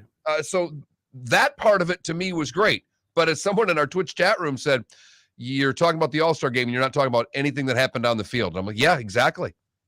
I mean, I heard the American League won. That's only on an alert. I really wasn't checking. I went out with friends yesterday. It wasn't something like I said, oh, I'm avoiding the All-Star game. If the All-Star game was on where I was, I would have checked it out. It was not even on my radar. It's not a thing. Now, I will say during my 26 years covering baseball, unless I was at the Home Run Derby, I never watched that. That is the single dumbest event I've ever seen. Well, they need to fix a couple things about it because now that we have widespread gambling, they have to make sure that when a guy hits a home run, it counts. That's all. You need to start there. For the record, AL won for the 9th straight year and 21 of the last 25. And give Seth credit, he is wearing one of his Major League Baseball All-Star shirts. Yeah, this is 2019. This was the last All-Star game I attended. Was at Nats Park in D.C. Did a bunch of podcasts that day. All right, Seth. During the break, we were talking about the Live Tour. It's coming to Jersey. That's home for you. Yeah. And as they get more players, it is apparent that, from what I get from the people that I deal with a lot of golf fans, they don't like it, and it's the Saudi money. I know. They don't like it even more in the Jersey area right now, where the protests are starting to come fast and furious for this event from the 9/11 families. This is going to turn out to be maybe as big event as the golf by the time it gets there, Seth. It's funny. I try to stay, away from it because of the stance that you guys were mentioning about. Well, we don't talk about the NBA's dealings with China all the time, and we don't make it a daily occurrence of what sports leagues are dealing with bad people. Like are we doing that? Live started this way because it was founded by the Saudis, and what I noticed, because I live in New Jersey and there's such a connection to 9/11 because so many people from New Jersey perished in 9/11, they are truly offended, and it is a deep offended, and they don't want this tournament in New Jersey at all. And like I said, I don't have a horse in this race. I wasn't going to watch it even if it was on television. But the idea that you are offending so many people by doing this, I don't know how Trump's organization allowed this. He has other courses. I don't think it would be as big if it's not in New Jersey. It's in Bedminster. It's in North Jersey. It's so close to the World Trade Center. It rubbed a lot of people the wrong way. And Boomer Esiason does a morning show here in New York, and I listen to a podcast. They kind of encapsulate their open, and he was virtually in tears. And it wasn't this angry social media, right versus left fight. That wasn't what it was. He was in tears. He said it breaks his heart to see that they're doing this. And I respect the passion for people that feel so strongly. Well, and obviously in that part of our country, they are going to feel very strongly about September 11th, 2001. I mean, we feel it strongly everywhere, but I mean, there are thousands of widows and orphans. Oh, yeah. Within 90 minutes of that tournament. So, if there were going to be protests and there was going to be noise made, I mean, that was the event. And what we were talking about off air, if you're running the LIV series, we joke all the time, Seth, about if we worked in an organization, we'd be the people in the back of the room. Okay, but at some point, somebody in the back of the room every now and then needs to raise their hand and go, can we talk about something? Yeah. Right. Yeah. And they, I think I'm guessing they didn't take it in serious enough consideration, because if they did and still went through with it, that's an interesting decision. It was a kid I went to high school with that died in 9/11, and they set up a Facebook memorial group for him, and a bunch of my high school friends all write in. And the last 5 days, I just checked it before I came on with you guys. It's all about this. I remember in 9/11, my sister was walking toward it, saw the second plane hit live. My father was across the street. They found each other, and I was very lucky. I was extremely lucky. I was living in Brooklyn, New York, and I went to the rooftop of my building and watched the smoke. I saw the whole thing. I was in Brooklyn, and the bridges were closed, so I couldn't even get there if I wanted to help. It was a crazy, crazy experience. But despite how close this was to your world, all right, you do not have the emotions that many people in the tri-state area have about Correct, because when I look at 9/11, and I say this all along, I see the stories of the people that I know that lost people, and I am incredibly lucky. I was incredibly lucky that day. We didn't know we were going to be lucky at the time. Remember, cell phones were kind of in their early days, and we couldn't get a hold. I remember my father called my landline. I was on the radio in Des Moines, Iowa, doing a baseball hit, and because I was at the Clemens start the night before, and my father kept calling on the call waiting, and I didn't answer because I was on the radio. And he called and he said, "I just want to let you know I'm all right." And I was like, "All right?" He's like, "Put on the damn TV." And because I was on the radio, so everything was off. Right. I don't have the radio and on also, now. Many of the cell towers were all on the roofs of the two towers. Yep. So when it was bananas, right? So it was bananas. That's why. But like I said, I have passion about it, but my passion deals with the ancillary. Again, I went to high school with this kid. I was friends with him. I knew him, but he wasn't like my family. Seth, do you think this has legs? Do you think now that people will revisit and or start following where the money is in other leagues and sports? No, I don't. And that's where I think that this is all so perplexing to me. This is being ostracized instantly, and yet golfers are going, en masse. I mean, the line forms to the left on how many people are going, and now this broadcaster went to the thing. I guess there's going to be a TV deal of some sort. He's not going to be doing this for YouTube. This whole idea of when the NBA thing happened with China, and people said, "Well, it's not my money. I don't care if the NBA loses $1 billion." Well, wait a minute. Sure you do, because that's going to have a domino effect on the product. I would think that all of these sports are talking about it. There were a couple of tournaments. Wimbledon didn't want Daniil Medvedev playing in Wimbledon because he's from Russia, but the U.S. Open is letting him. And so there's that political, stuff. And I just did this podcast with on Brittany Griner, and I was fascinated to learn all the things about how many leagues are getting involved in that. And it's just, you cannot separate politics and, international relations with sports. And yet the only thing that's going to get publicity is this live stuff. How much are the members getting crushed? Because when it was in Portland at Pumpkin Ridge about a month ago, the members really got a lot of grief. Now it's a different part of the world politically as well. Yeah. But the actual members of the course were getting crushed for being members of a course. It's one thing to try to crush Trump because it's at his course. It's another that I want to be a member at the best course in Central Jersey, and I'm getting crushed for it. Are they getting the heat as well from what you're seeing? I mean, I haven't seen yet, but the tournament hasn't started yet. I think that's later in the week. We'll know something like that. I'm going to pay attention. I'm going to pay attention because I'm interested in this. And like I said, I don't have a horse in this race. This is not something that I'm jumping on a bandwagon for.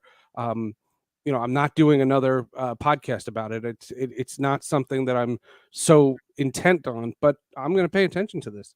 The former president is expected to be on the grounds at Bedminster for the tournament next weekend. Yep. The tournaments are Friday, Saturday, Sunday affair. He's Seth Everett, 3 great podcasts, Sports with Friends, Hall of Justice, and Tech Stream. Follow him on Twitter at Seth_Everett. As far as the Live Tour and where it goes from here, do you think that there's any way for them to get past the money part of this? Or do you think the fact that, because it's the only really sporting event that's associated with the money, nobody else gets associated, is there any way for them to get past this? or is this always going to be the elephant in the room with the Live Tour? I don't know. I don't know. I don't know who else has to jump ship. I do understand the argument that the PGA Tour, I don't think, has grounds for suspension. I don't think these guys are committing a crime. If you want to debate the morality, I can understand that, but I don't think these guys are doing anything wrong when they jump. I don't think they're sellouts. I think they're just making decisions that are best for them, and you don't have to watch if you don't want to. And that's kind of been my attitude about this whole thing. I haven't been, I don't want to see this thing fail. I don't want to see it succeed. I have a watchful eye on the whole thing. But the interesting part about it is now, and I didn't look at the schedule. I'll be the first to admit. But when I found out that it was in New Jersey, I said, "Wow, that's pretty interesting." Because, and then when I saw what course it was, because there's a lot of beautiful courses in New Jersey they could have played at, not a Trump one. That was interesting too. It is a very good course, though. It hosted the U.S. Women's Open 5 years ago, and it was supposed to host this year's PGA. Yep, it's and nice. If you don't know, that the president got rebuffed by the PGA of America, and the PGA Tour took his tournament away from Doral, and so it's another reason why the former president is very supportive of the LIV series. It's a way for him to kind of get back at two golfing organizations that he feel has wronged him. All right, quickly, press for time. Sports with Friends, Hall of Justice text stream. I had a good golf joke, but okay, I'll wait.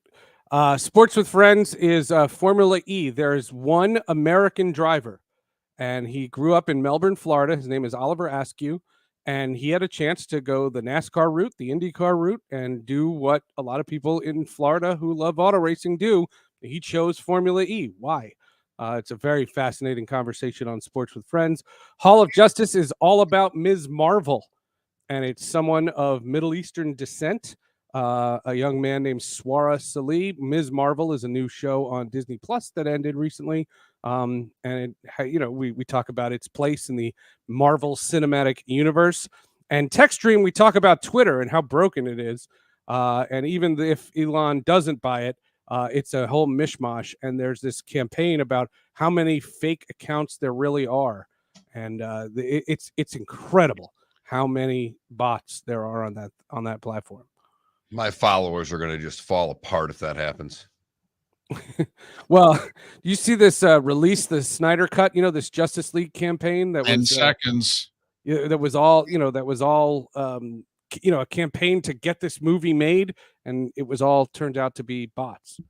Very few people really made a big deal about it. Seth Everett, Sports with Friends, Hall of Justice, and Text Stream. Follow him on Twitter at Seth_Everett. Seth, all the best. Thanks for doing this. Miller and Moulton, the Florida Sports Network.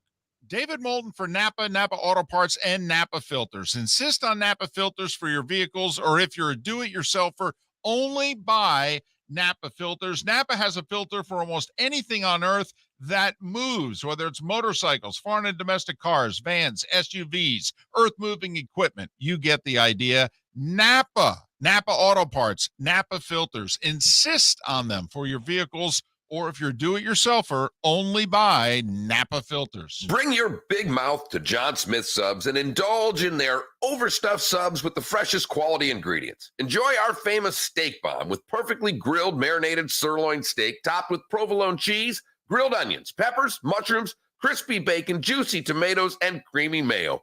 Boom! Made-to-order crispy fries can be paired with the Gator, the Cuban, the chicken bomb, or the Italian. Love local. Eat delicious with John Smith Subs.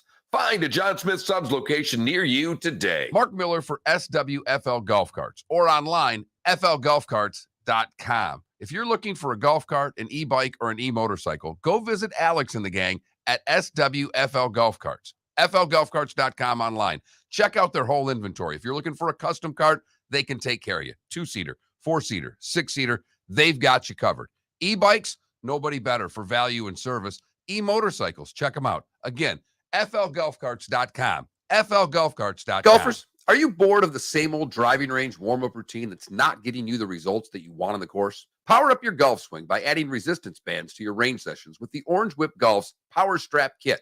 Featuring band attachments to your feet and hips, Power Strap resistance training will boost clubhead speed, increase power, improve flexibility, all with just a few swings. Buy a Power Strap kit today. Go to orangewhipgolf.com and use code Miller10 to receive an additional 10% off the already great price of $119. Bring your big mouth to John Smith Subs and indulge in their overstuffed subs with the freshest quality ingredients. Enjoy our famous steak bomb with perfectly grilled marinated sirloin steak topped with provolone cheese, grilled onions, peppers, mushrooms, crispy bacon, juicy tomatoes, and creamy mayo. Boom! Made-to-order crispy fries can be paired with the Gator, the Cuban, the Chicken Bomb, or the Italian. Love local. Eat delicious with John Smith Subs. Find a John Smith Subs location near you today. David Moulton for Napa, Napa Auto Parts, and Napa Filters. Insist on Napa filters for your vehicles, or if you're a do-it-yourselfer, only buy Napa filters. Napa has a filter for almost anything on earth that moves, whether it's motorcycles, foreign and domestic cars, vans, SUVs, earth-moving equipment. You get the idea. Napa Auto Parts, Napa filters. Insist on them for your vehicles, or if you're a do-it-yourselfer, only buy Napa filters. You are listening to Miller and Moulton on the Florida Sports Network.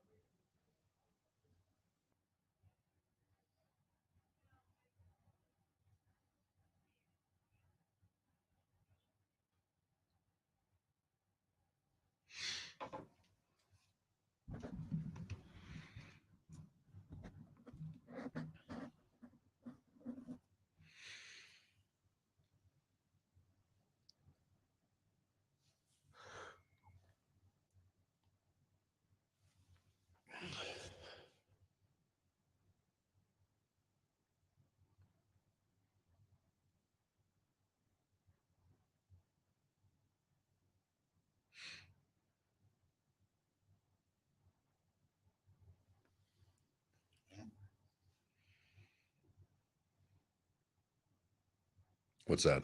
We'll say. Now they look like the team I grew up watching. Oh, the jerseys. You know, So I've got this article here that I had yesterday, just because there's nothing going on in the top 10 days of sports. If we want to have a little fun here, Sure. Love it. I was just going to say, unfortunately, not only do they look like the team I grew up watching, they're going to play like them too. first 5-6 years I was a fan, they're playing like it. It took a while to get good. so when you say top 5 or top 10 days, are you talking about calendar days where over the course of years, crazy things have happened on that day? I'm talking like Super Bowl Sunday. Oh, I'm talking gotcha. like the Thursday of March Madness. I'm Mhm. talking like opening day of baseball. Okay.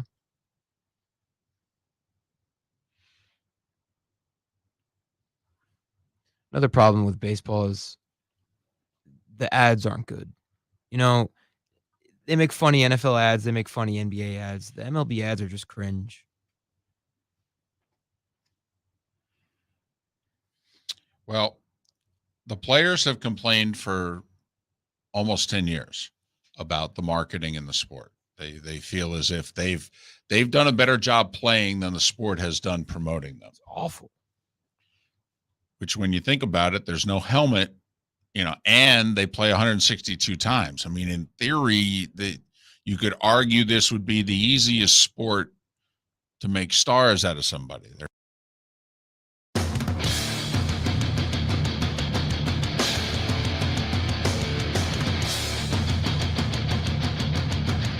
You are listening to Miller and Moulton, exclusively on the Florida Sports Network.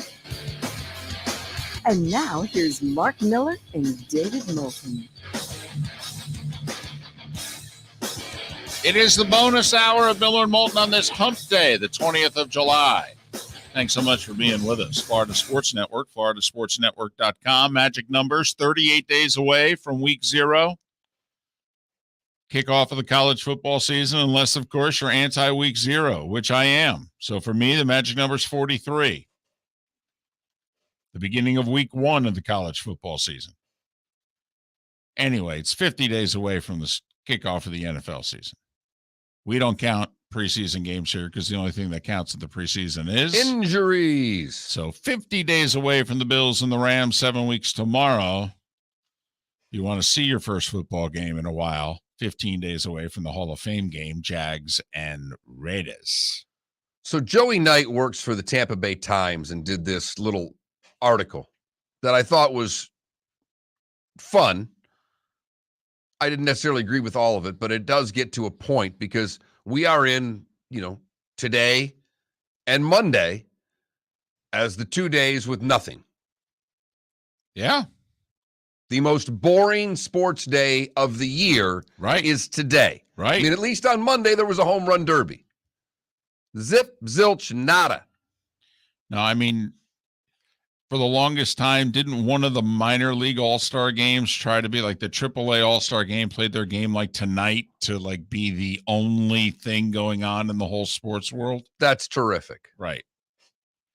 But he came up with the list of the 10 best sports days of the year.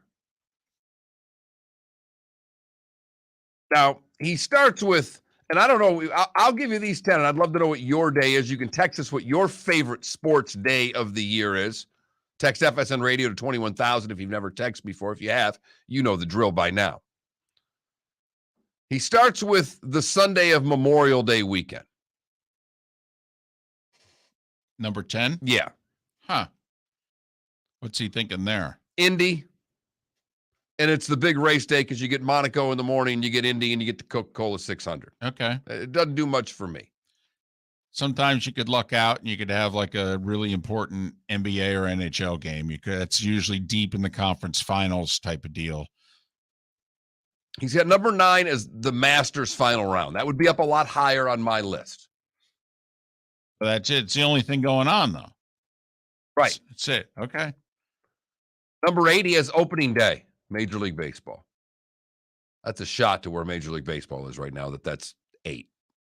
Although he's got it ahead of the final round of the Masters, like that would be an interesting poll question in and of itself. What do you look forward to more, opening day baseball or final round of Masters? Love where your head's at, because that's kind of what I took out of this, is to take 4 of the not so big events and put them head to head in a poll question. Number 7, he has Derby Day. Got the Derby ahead of both opening day of baseball and the final round of the Masters? I would not. And you know how much I love the Kentucky Derby. Right.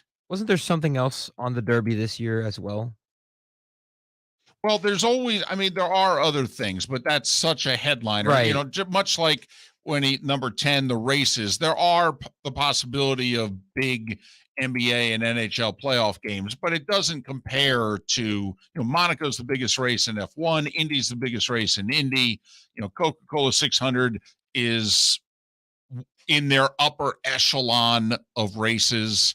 So yes, there's baseball, there's hockey, there's basketball, but come on, the number one thing of the day is the main event. Yeah, by far. Now, he has Super Bowl Sunday as 6. Ooh. That's interesting. He said is the most overhyped, if not overrated, day on this list.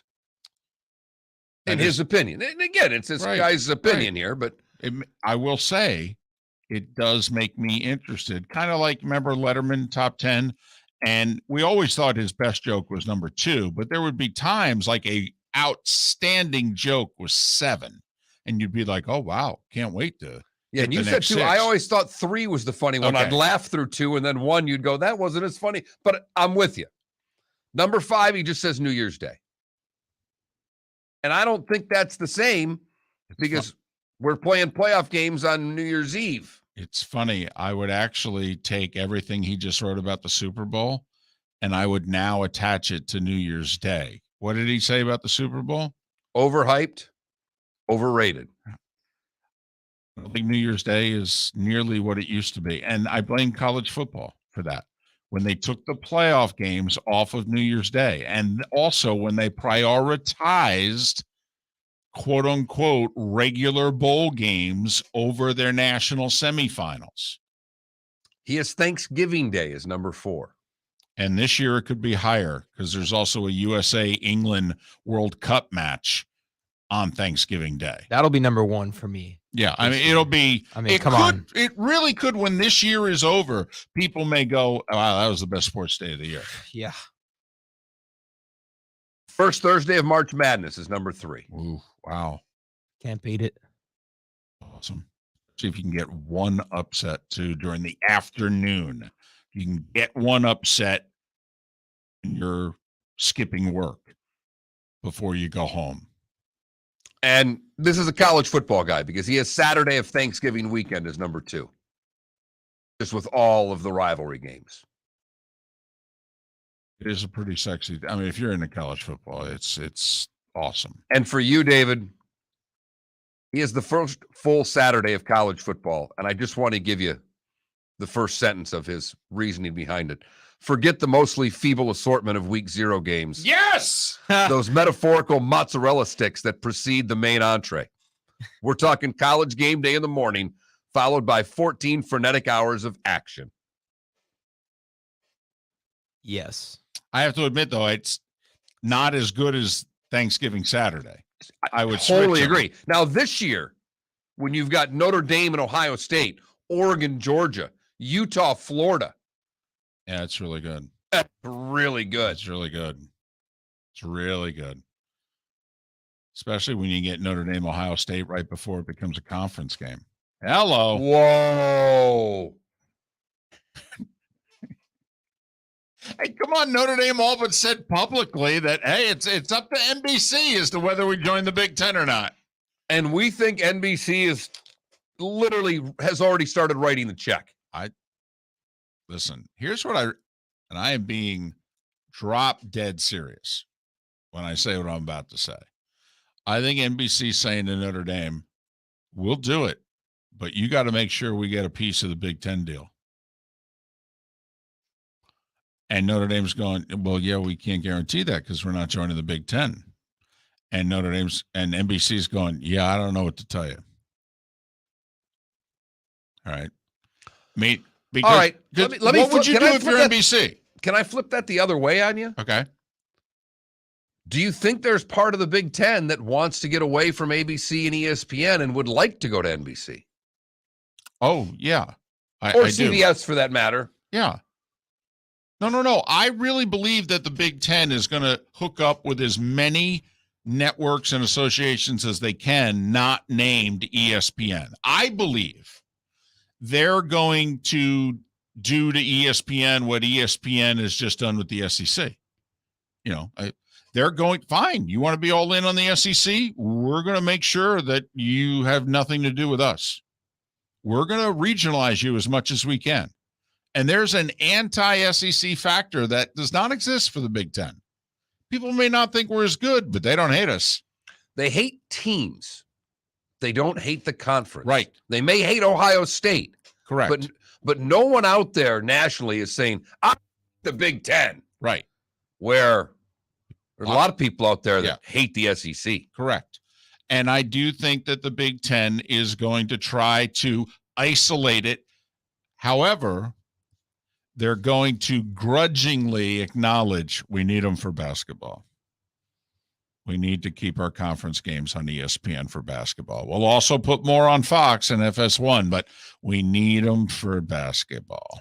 And the fact that they're the mouthpiece for the sport, ESPN, that you got to give them a taste. And that, I actually think it'll be interesting if you're ESPN, if you get shut out of the football, do you grudgingly say, well, okay, we'll take some of the basketball? Or do you go, blank you? Really? Shut us out of football? All that we did for you? I mean, hell, look at our game day staff. Corso, Howard, and Herbstreit. That will be interesting, having no Big Ten games and your game day staff all being Big Ten people. Right. So, anyway. And you could flip it the other way where, if NBC goes all in with Notre Dame, does that take them out of the Big Ten? Because clearly what NBC is going to say to Notre Dame is that, listen, we need more games than just you. Okay, whether we would prefer to have Big Ten. Like if I was running the Big Ten, I would get as much from Fox as I could for noon, as much from CBS as I could for 3:30, and I'd put a primetime game on NBC at 7:30. Except for the couple of weeks that Notre Dame really wants to have one of their games in prime time. Then I'd let them run the Notre Dame game at 7:30 and we'd figure something out. But I would do like the NFL, maximize, shutting ESPN out and getting over $1 billion a year in revenue. But to our original premise, I think NBC's already stroking the check to NBC, or to Notre Dame, rather. Can't afford to lose it because they know someone else will. Someone's going to lose out on this Big Ten thing, and they'll go, well, hell, we'll take Notre Dame. That's a nice consolation prize. $70 million a year. They get $7. It's $10 million a game. And it's no if game. You're not playing a Big 12 down the road with no Texas and Oklahoma as to what that's going to rate. You're not playing a Pac-12 game without USC and UCLA and what's that going to rate. You can look at Notre Dame's ratings and go, here's what we're going to get. We already know what the audience is. And they're a top 10 program right now, and we think as of today, we're going to expand this playoff to 8 to 12 teams, and they have a good chance every other year on average of being in it. So sure, we'll do this. By the way, they're a school too. We talk about Miami killing it. Notre Dame, even with Brian Kelly leaving, there's already talk. It's like the best recruiting class they've ever had. Mm-hmm. Can I toss in a quick honorable mention for your list? I'm going to say the third Thursday of October, the sports equinox. You got the NBA starting, the NHL starting, Thursday night football, and the World Series. That's sneaky sexy. We'll say that. Sneaky sexy. Miller and Moulton. Who's the gentleman's list again? The guy who wrote it? Yeah. Joey Knight from the Tampa Bay Times. Well, of course I'm going to support more than not. He thinks week 0 sucks. So, I knew that you don't love lists, but when I read the sentence about the first week of college football, I could draw you back in, David. I mean, I got him. I'm going to give him the benefit of the doubt, Mark. Golfers, are you bored of the same old driving range warm-up routine that's not getting you the results that you want on the course? Power up your golf swing by adding resistance bands to your range sessions with the Orange Whip Golf's Power Strap Kit. Featuring band attachments to your feet and hips, Power Strap resistance training will boost clubhead speed, increase power, improve flexibility, all with just a few swings. Buy a Power Strap Kit today. Go to orangewhipgolf.com and use code Miller10 to receive an additional 10% off the already great price of $119. David Moulton for Napa, Napa Auto Parts, and Napa Filters. Insist on Napa filters for your vehicles, or if you're a do-it-yourselfer, only buy Napa filters. Napa has a filter for almost anything on earth that moves, whether it's motorcycles, foreign and domestic cars, vans, SUVs, earth-moving equipment. You get the idea. Napa Auto Parts, Napa filters. Insist on them for your vehicles, or if you're do-it-yourselfer, only buy Napa filters. Mark Miller for SWFL Golf Carts, or online, flgolfcarts.com. If you're looking for a golf cart, an e-bike, or an e-motorcycle, go visit Alex and the gang at SWFL Golf Carts. flgolfcarts.com online. Check out their whole inventory. If you're looking for a custom cart, they can take care of you. 2-seater, 4-seater, 6-seater, they've got you covered. E-bikes, nobody better for value and service. E-motorcycles, check them out. Again, flgolfcarts.com. FLGolfCarts.com. Bring your big mouth to John Smith Subs and indulge in their overstuffed subs with the freshest quality ingredients. Enjoy our famous steak bomb with perfectly grilled marinated sirloin steak topped with provolone cheese, grilled onions, peppers, mushrooms, crispy bacon, juicy tomatoes, and creamy mayo. Boom! Made-to-order crispy fries can be paired with the Gator, the Cuban, the Chicken Bomb, or the Italian. Love local. Eat delicious with John Smith Subs. Find a John Smith Subs location near you today. You were listening to Miller and Moulton on the Florida Sports Network.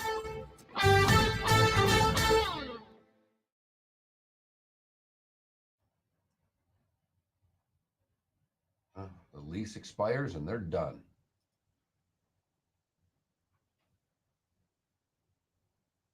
I mean, Jacksonville.com literally just posted this. Whoever Gene Fournette is just posted it. Because Matt Hayes, college football writer, says maybe an infusion of live cash will help. Mm-hmm.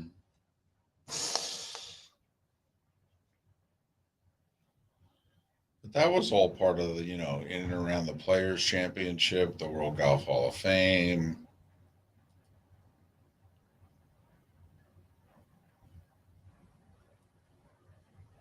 Also, isn't that where PGA Tour headquarters is? On Avedra? It's a different whole, the museum's its own. Yeah.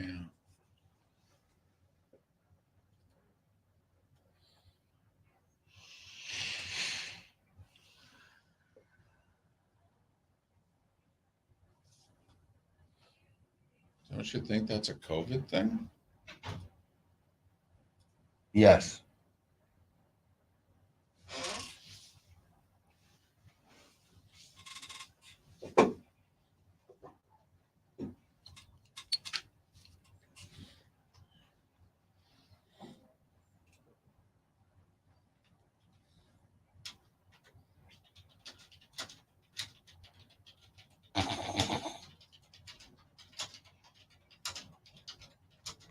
Royce wrote an article, and the headline is "Lack of Pitching Makes Twins Playoffs Fraud." Royce retweeted the picture of it and said, "This headline was a tad harsh. I would have preferred imposter."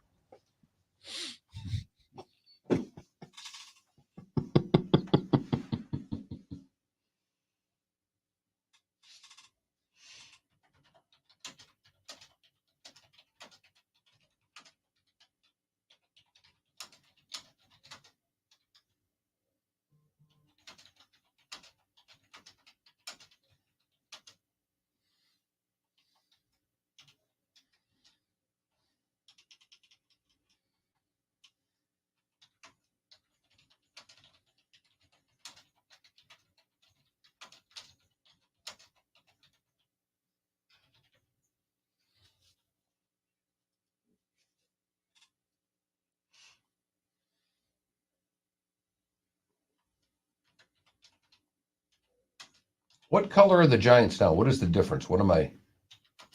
Did they go to a darker blue? They wear white too often. They have a red jersey, which they wear.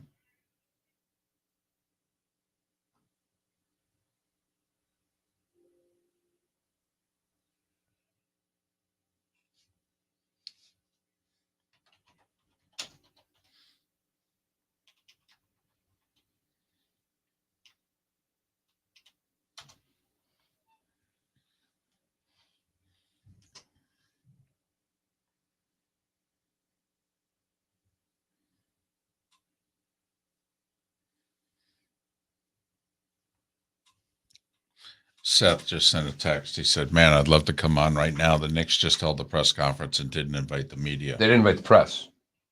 Yeah, Neil Best retweeted, goes, "You can't really call it a press conference when you don't invite the press to it."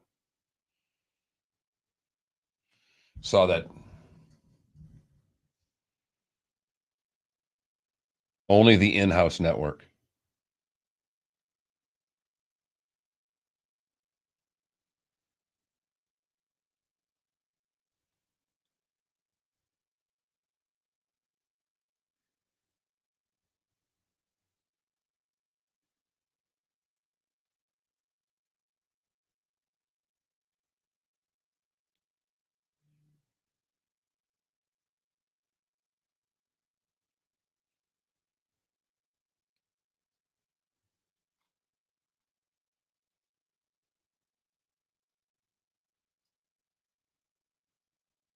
10 seconds.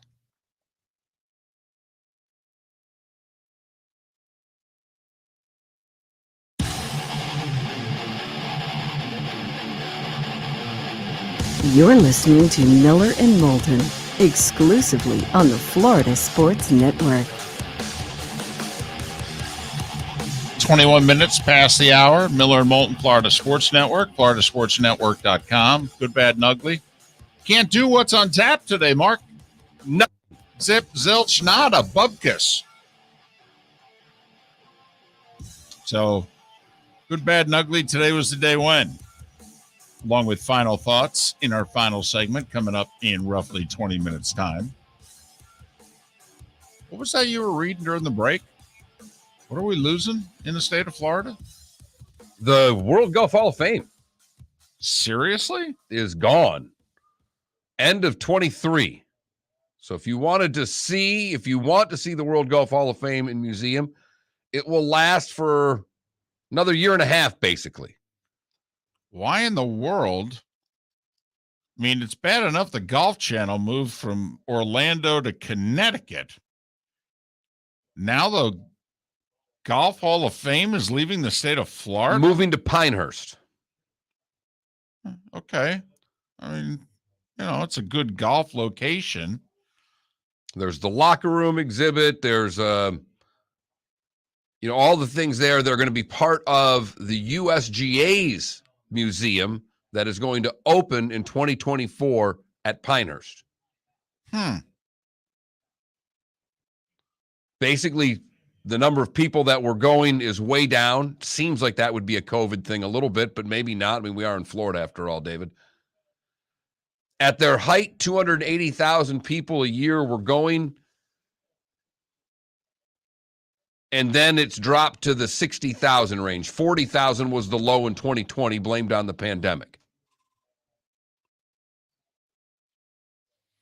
All right. Gut feeling. You think more people will visit it in Jacksonville or Pinehurst? Now, obviously, a lot of people go to Pinehurst to play, but also how many people do you think play TPC? A lot. And in theory, and Jacksonville's a much bigger area. A lot more people can get to, I think. I mean, Pinehurst in the middle of nowhere, right? It's not easy to get to. And if I were going for a golf week at Pinehurst, maybe I would at night or something. But I mean, I'm there to play golf. Right. That's interesting to me. Interesting decision. Now, the reason, by the way, that the Golf Channel went from Orlando to Connecticut is NBC owns the Golf Channel, and they have all these studio space in Connecticut. And they're like, well, why should we pay to have all this stuff in Orlando when we already own all this stuff in Connecticut? So why don't we just bring everybody here, and you can do the same thing from here? And, of course, there were a decent number of people who lost their jobs in that move. And it just didn't look good on paper. Hold on a second. The Golf Channel's in Connecticut? What? Yeah. Mm-hmm. So now the Golf Hall of Fame going to Pinehurst. I mean, at least it's a traditional, golf thing. And Pinehurst is back. The USGA is now doing their own rotation thing, and Pinehurst is part of the U.S. Open rotation. So they'll have an uptick every 5 years where lots of people will go to the Golf Hall of Fame, I guess. I don't know. Was surprised to see that happen. Yeah, we're always surprised when we see golf business leave Florida. I mean, we're not the best business people in the world, but it just at first glance doesn't seem like that's smart, but all right. So don't laugh. I've never been, though, and I will go now in the next year and a half. I will. I'll go out of my way. Now, I've got family in Jacksonville. Right, so you're there a lot. Right. It's a place you go to often. I'm curious when you go what you think, if it's worth it. Because I stayed literally at this place. Now, we didn't have a lot of time to do things. And on my one day that I had time to do stuff, we went to St. Augustine. The Golf Hall of Fame never entered my mind, but I was also with my mom, my daughter, and my wife, and I wasn't going to drag the three of them there. So, yeah, that's... The Golf Hall of Fame bites the dust in Jacksonville. Rob Manfred came out yesterday, and for the first time, a Major League Baseball commissioner said we would prefer the Rays in Tampa. And while that's not really news to us, it's news. I mean, I mean, we all know that if it has a chance of working, it needs to be on the other side of the bridge. We get it. We could debate whether it needs to be downtown, whether it needs to be out near the fairgrounds, etc. But the other thing that he put the A's on the clock yesterday and gave the indication that you got less than 100 days. Otherwise, you're probably going to Las Vegas. There's one obstacle left in Vegas, but there are more obstacles left in Oakland. And the reason we mention Oakland is because the minute Oakland's out of the way, once we know what the future is, then the Rays are on the clock. Tampa Bay is on the clock. And the clock's ticking a lot more quickly than it was a year ago, a couple of years ago, because now baseball not only wants expansion, there are groups with lots of money who want expansion. It's one thing for the sport to say, yeah, we'd like to get to 32. It's another when there are groups saying, hello, we have $2 billion and we'd like a Major League Baseball franchise for Nashville. Right. And we've hired people to set up our organization now, even though we know this could be 5 years off. But if you think about when expansion could be, the Rays have 5 more seasons that are contractually committed to the Trop. Well, we think you need about 3 years from when you do that ceremonial shovel, shot. Hey, we're breaking ground on okay, if that takes 3 years then from the shovel shot to. Very good, by the way. Don't try to do that more than once. No. And shovel shot. So it has to be ready, March of 28. So do the math. That means you got to break ground spring training of 2025. Well, we're 2.5 years away from that. Right now, if we were all betting, do we think that they're going to come to some sort of agreement as to a new location and the financing in the next 2.5 years? When right now the current governor also has indicated, I wouldn't give these guys a dime for anything. And the owner is very unpopular. I mean, honestly, right now, if you did a poll in Tampa, the Glazer family or Stu Sternberg? Glazer. They at least brought Tom Brady in. So are we sure this franchise is staying? Because Manfred is like, listen, if we can get you guys solved in the next 2.5 years, I can do expansion right away. I actually think they're staying because of expansion. I think when Oakland gets done, Manfred's going to push. I think by the time they've got a couple of years, DeSantis can get over being upset and yelling at them because he'll be worried about trying to become president by then. I actually think it gets done because I think that they want, unlike Oakland, Major League Baseball wants Tampa. I don't think Major League Baseball gives a damn whether a team's in Oakland or not. I think they want this to work. Are there 3 cities? Because in theory, you need a replacement city for the Rays. If you're Major League Baseball, you're like, listen, I don't want to, because right now they know they got Nashville and they know they can probably go back to Montreal. So do they have a third? Is it Portland? I don't know. I don't think so. Is it Charlotte? Well, Charlotte's interesting because they'd have to get permission from Atlanta. Right. So Major League, and think about also Atlanta and Major League Baseball right now, not on the best of terms, because what did Major League Baseball do? Took the All-Star game last year away from the Braves.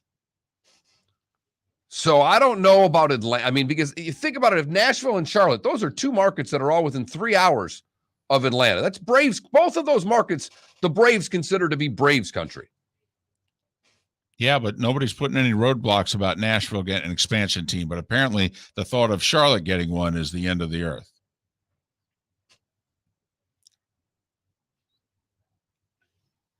I think Charlotte's out because of Nashville, that they wouldn't do 2 that close. I agree. Miller and Moulton.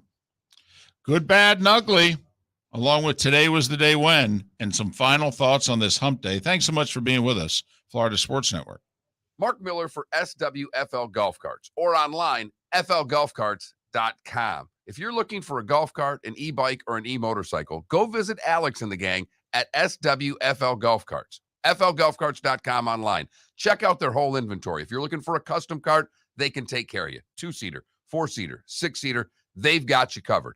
E-bikes, nobody better for value and service. E-motorcycles, check them out. Again, flgolfcarts.com. flgolfcarts.com. David Moulton for Napa, Napa Auto Parts, and Napa Filters. Insist on Napa filters for your vehicles, or if you're a do-it-yourselfer, only buy Napa filters. Napa has a filter for almost anything on earth that moves, whether it's motorcycles, foreign and domestic cars, vans, SUVs, earth-moving equipment. You get the idea. Napa Auto Parts, Napa filters. Insist on them for your vehicles, or if you're do-it-yourselfer, only buy Napa filters. Golfers, are you bored of the same old driving range warm-up routine that's not getting you the results that you want on the course? Power up your golf swing by adding resistance bands to your range sessions with the Orange Whip Golf's Power Strap Kit.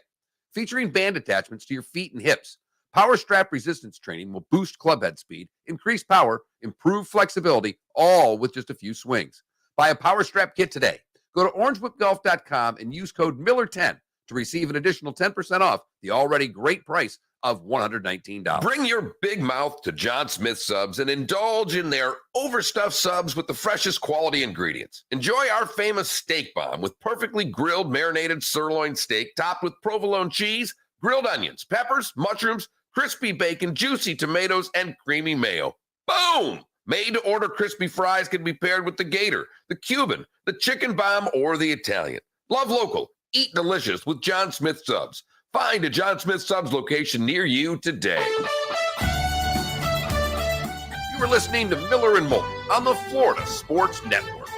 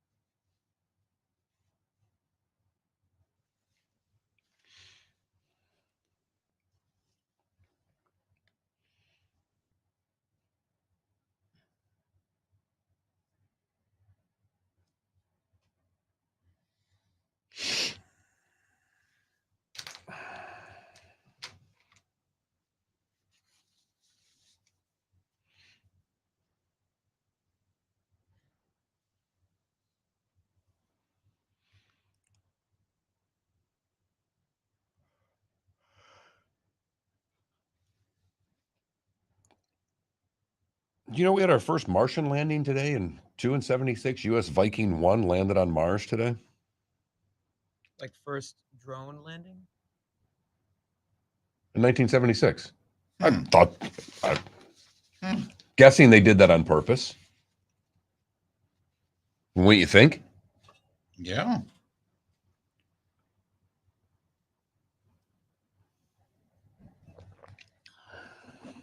Oh, what's the latest on Russell Westbrook's future with the Lakers? I can't wait.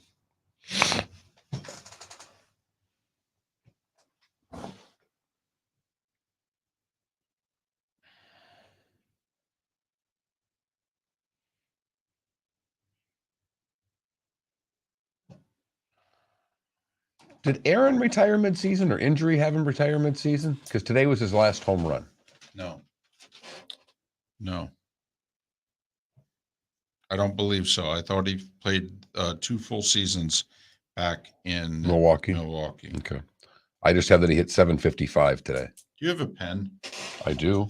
Can I borrow it for 5 seconds? Borrow it for 5 minutes.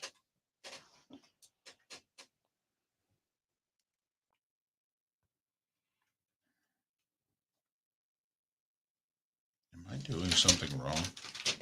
I mean,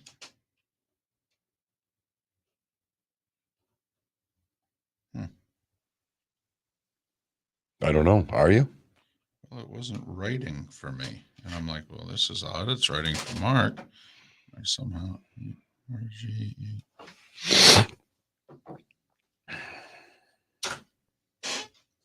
Thank you. Mm-hmm. Apparently, I have been told that I am eligible to purchase Springsteen tickets. You had to go through like Oh, this really? to sign up, and he's doing like 3 shows in the state, and so I signed up for those 3 in Atlanta, and could I? And apparently, I think it's Sunday, February 5th. He's in Orlando, and so I've signed up. So now I have to decide whether or not I'm going to buy 2 or 4. But you want to go?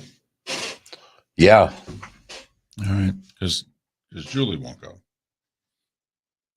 No, and actually, I don't want her to go because it'll probably be the last time I see Springsteen. I mean, how many more tours can you count on?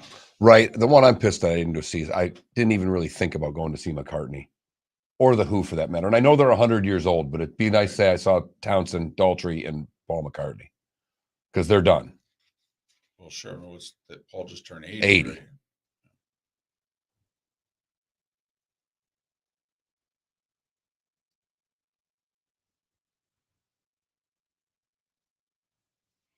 Wow. Going with the white jacket. Oh, it's more tan. That's a terrible look, David. I would wear a navy blue sport coat with that shirt. Yes. Or I would wear a dark shirt. If you're going to wear that shirt, you got to wear a different sport coat. Well, right. Or if you're going to wear that sport coat, you got to wear a darker He's shirt. trying to get away with it by matching the Yeah. handkerchief with it. Handkerchief looks purple. It look-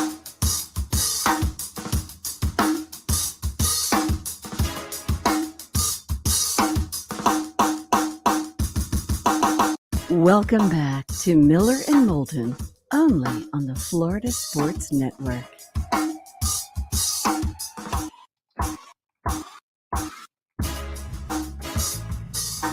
Final segment of Miller and Moulton on this hump day, 20th of July. Thanks so much for being with us.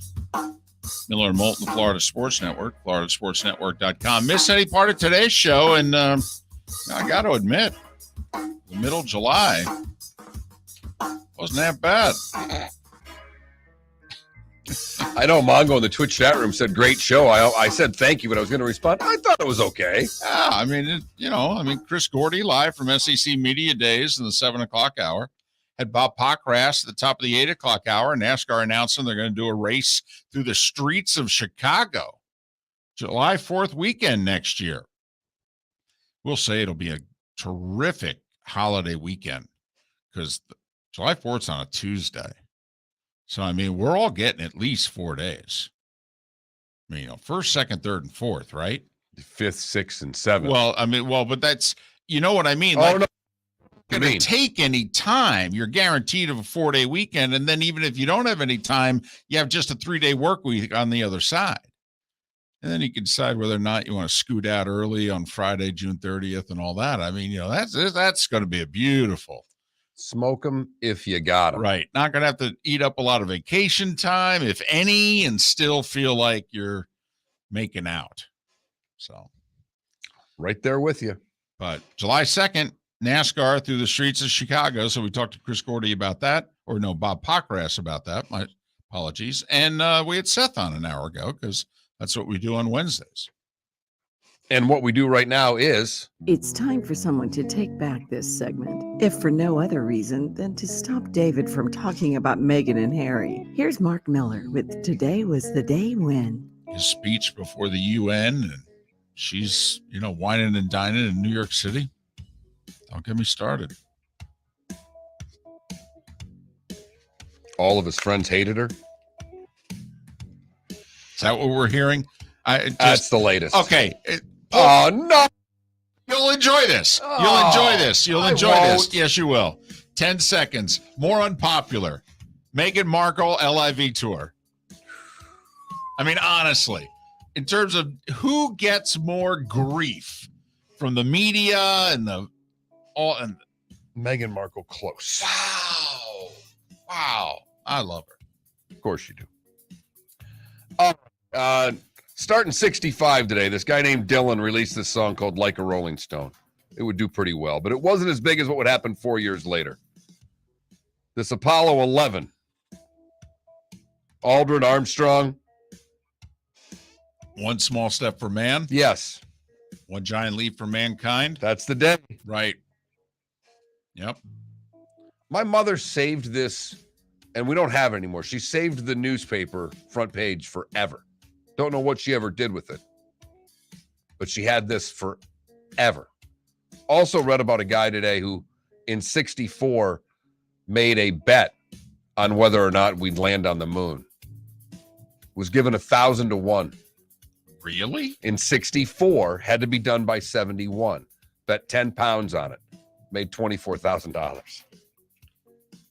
Well, I mean, remember, President Kennedy had said, try to get there before the end of the decade, was how he pronounced it, but they got there.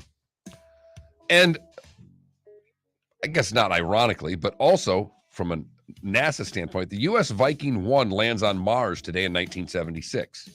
I'm guessing that was on purpose, that they picked the date. Would make sense to me. Also in 76, Hank Aaron hit 755, his last home run.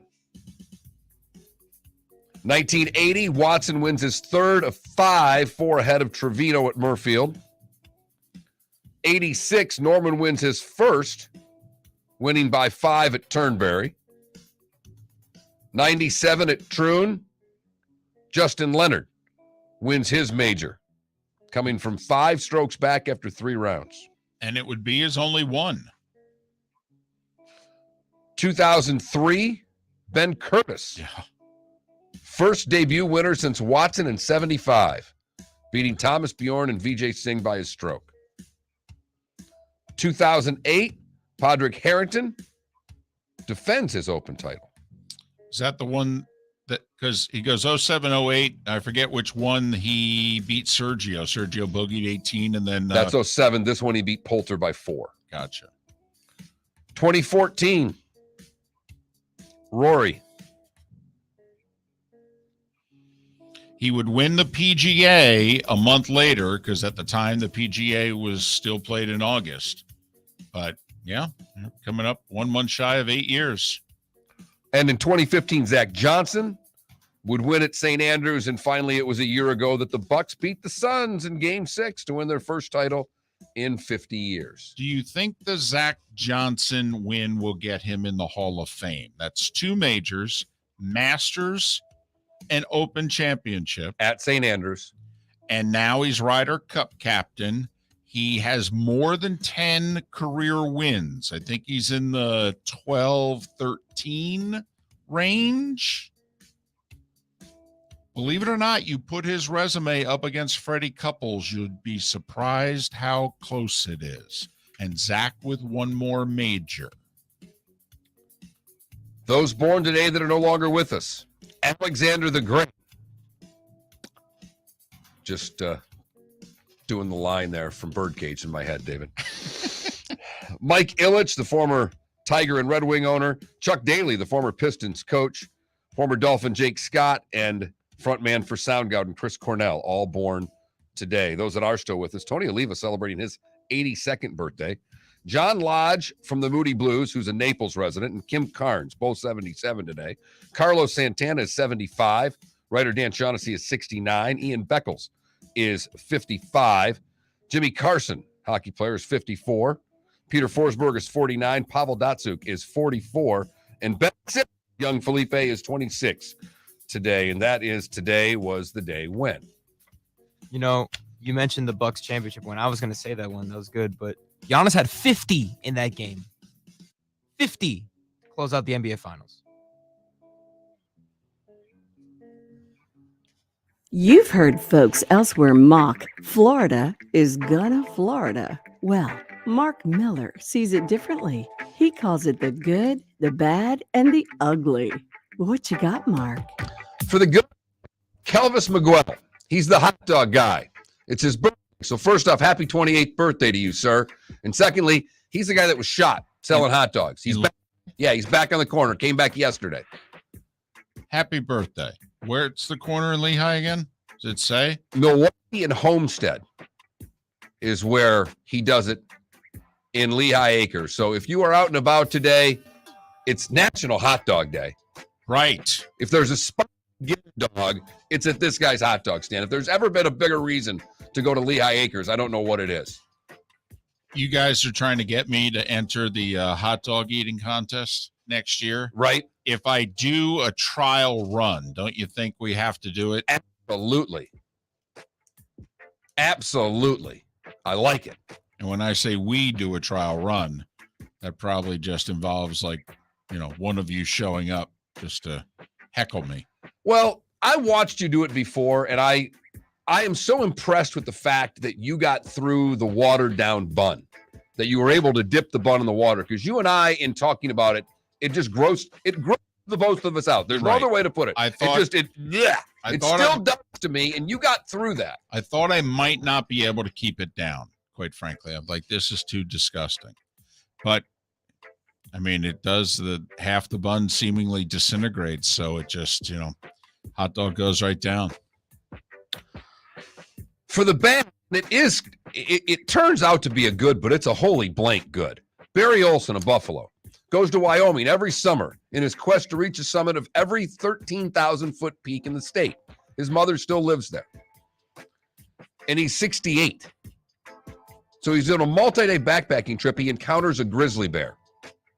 No time to deploy bear spray. And he played dead to get the bear. The bear attacked him 5 times. And he played dead, and the bear left. The 5th and last time, he said the bear had me 3 to 4 feet off the ground, flipped me over, and dumped me on the ground. Then he just left. Finally was able to get help and make it back. Man. You got that right.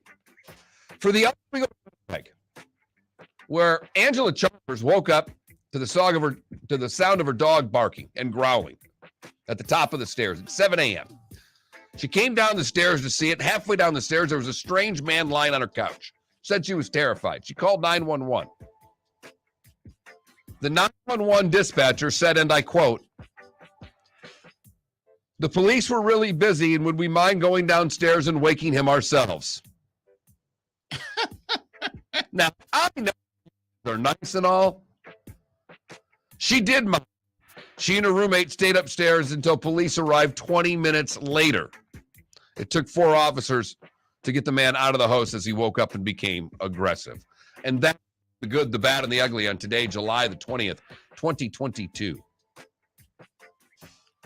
Getting back to the World Golf Hall of Fame story. So it's moving to Pinehurst, which apparently, unbeknownst to us when we discussed it a half an hour ago, is where it originally was. Okay. It was not always in Jacksonville. And, like now they have the Hall of Fame ceremonies in and around the Players' Championship. They are now going to have Hall of Fame ceremonies in and around the U.S. Open. It's fantastic for the years that it's in Pinehurst. Right. Now, I will say if you're signing up to be part of the rotation for the U.S. Open, you also are signing up to be part of the rotation for the Women's Open. And obviously that's not as big a tournament, but also with golfers and what week it is and what have you, because I think the U.S. Women's Open is opposite the Memorial. So anyway, there you go. Those in the golf world early on Twitter, Mark, are okay with it. I mean, Gary Williams, who worked for the Golf Channel for 10 years and who, now granted, I believe he lives in North Carolina and lived in North Carolina before he went to go work for the Golf Channel. He used to do the morning show. He's raving about it. Says this is how it should have been never should have left. He said, oh, okay. All right. Hey, if you guys say so, something else leaving Florida is the way we looked at it. And the one golf story from so far today, Hendrik Stenson out as European Ryder Cup captain. So he has officially joined the LIV series. Cam Smith, the talk now is that he won't leave until after the President's Cup. That gives the PGA Tour quite a bit of time to try to lure him to stay if indeed he is planning on leaving in mid-September. Well, actually, late September is when the President's Cup is.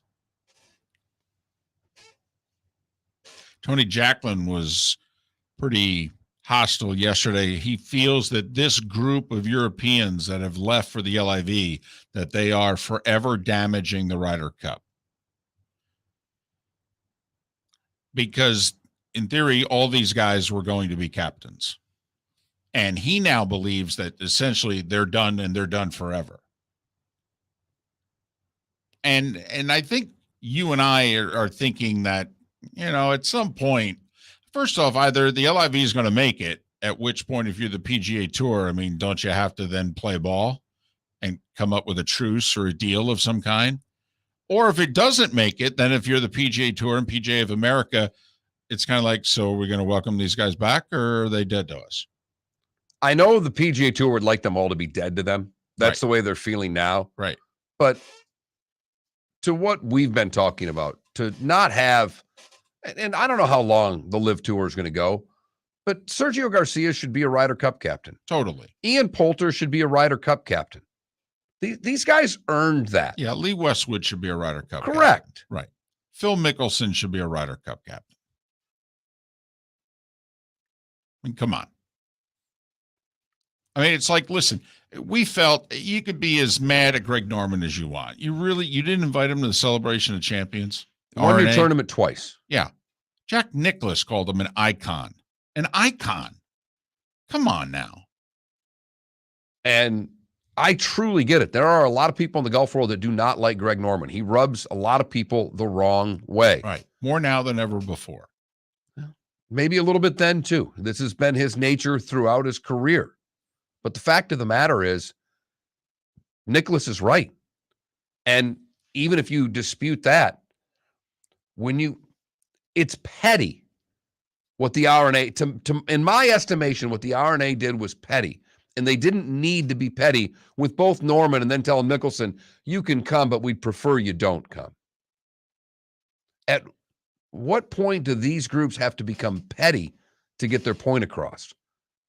And I'm stunned how many people don't look at it as pettiness and are on the side of the RNA completely with these things and the PGA. I've found that to be as surprising as anything else. I get Seth coming on the show and talking about people in Jersey and the 9/11 families being upset. Come on. If you don't get that, then you don't have much of a brain. But the golf world and their reactions at the RNA towards Norman and Mickelson astonished me, David. Well, once again, at the end of the day, most people rail against the man until they have to pick sides, and then they almost always side with the man. It's fascinating behavior, but it's done in just about every instance. Miller and Moulton. Daniel Wallach tomorrow? Yes. Pretty interesting discussion. There's been some, I don't know about headway, but now we have a blueprint about gambling in the state of Florida. We will talk to Daniel Wallach about it tomorrow. See you then. David Moulton for Napa Auto Parts, and Napa Filters. Insist on Napa Filters for your vehicles, or if you're a do-it-yourselfer, only buy Napa Filters. Napa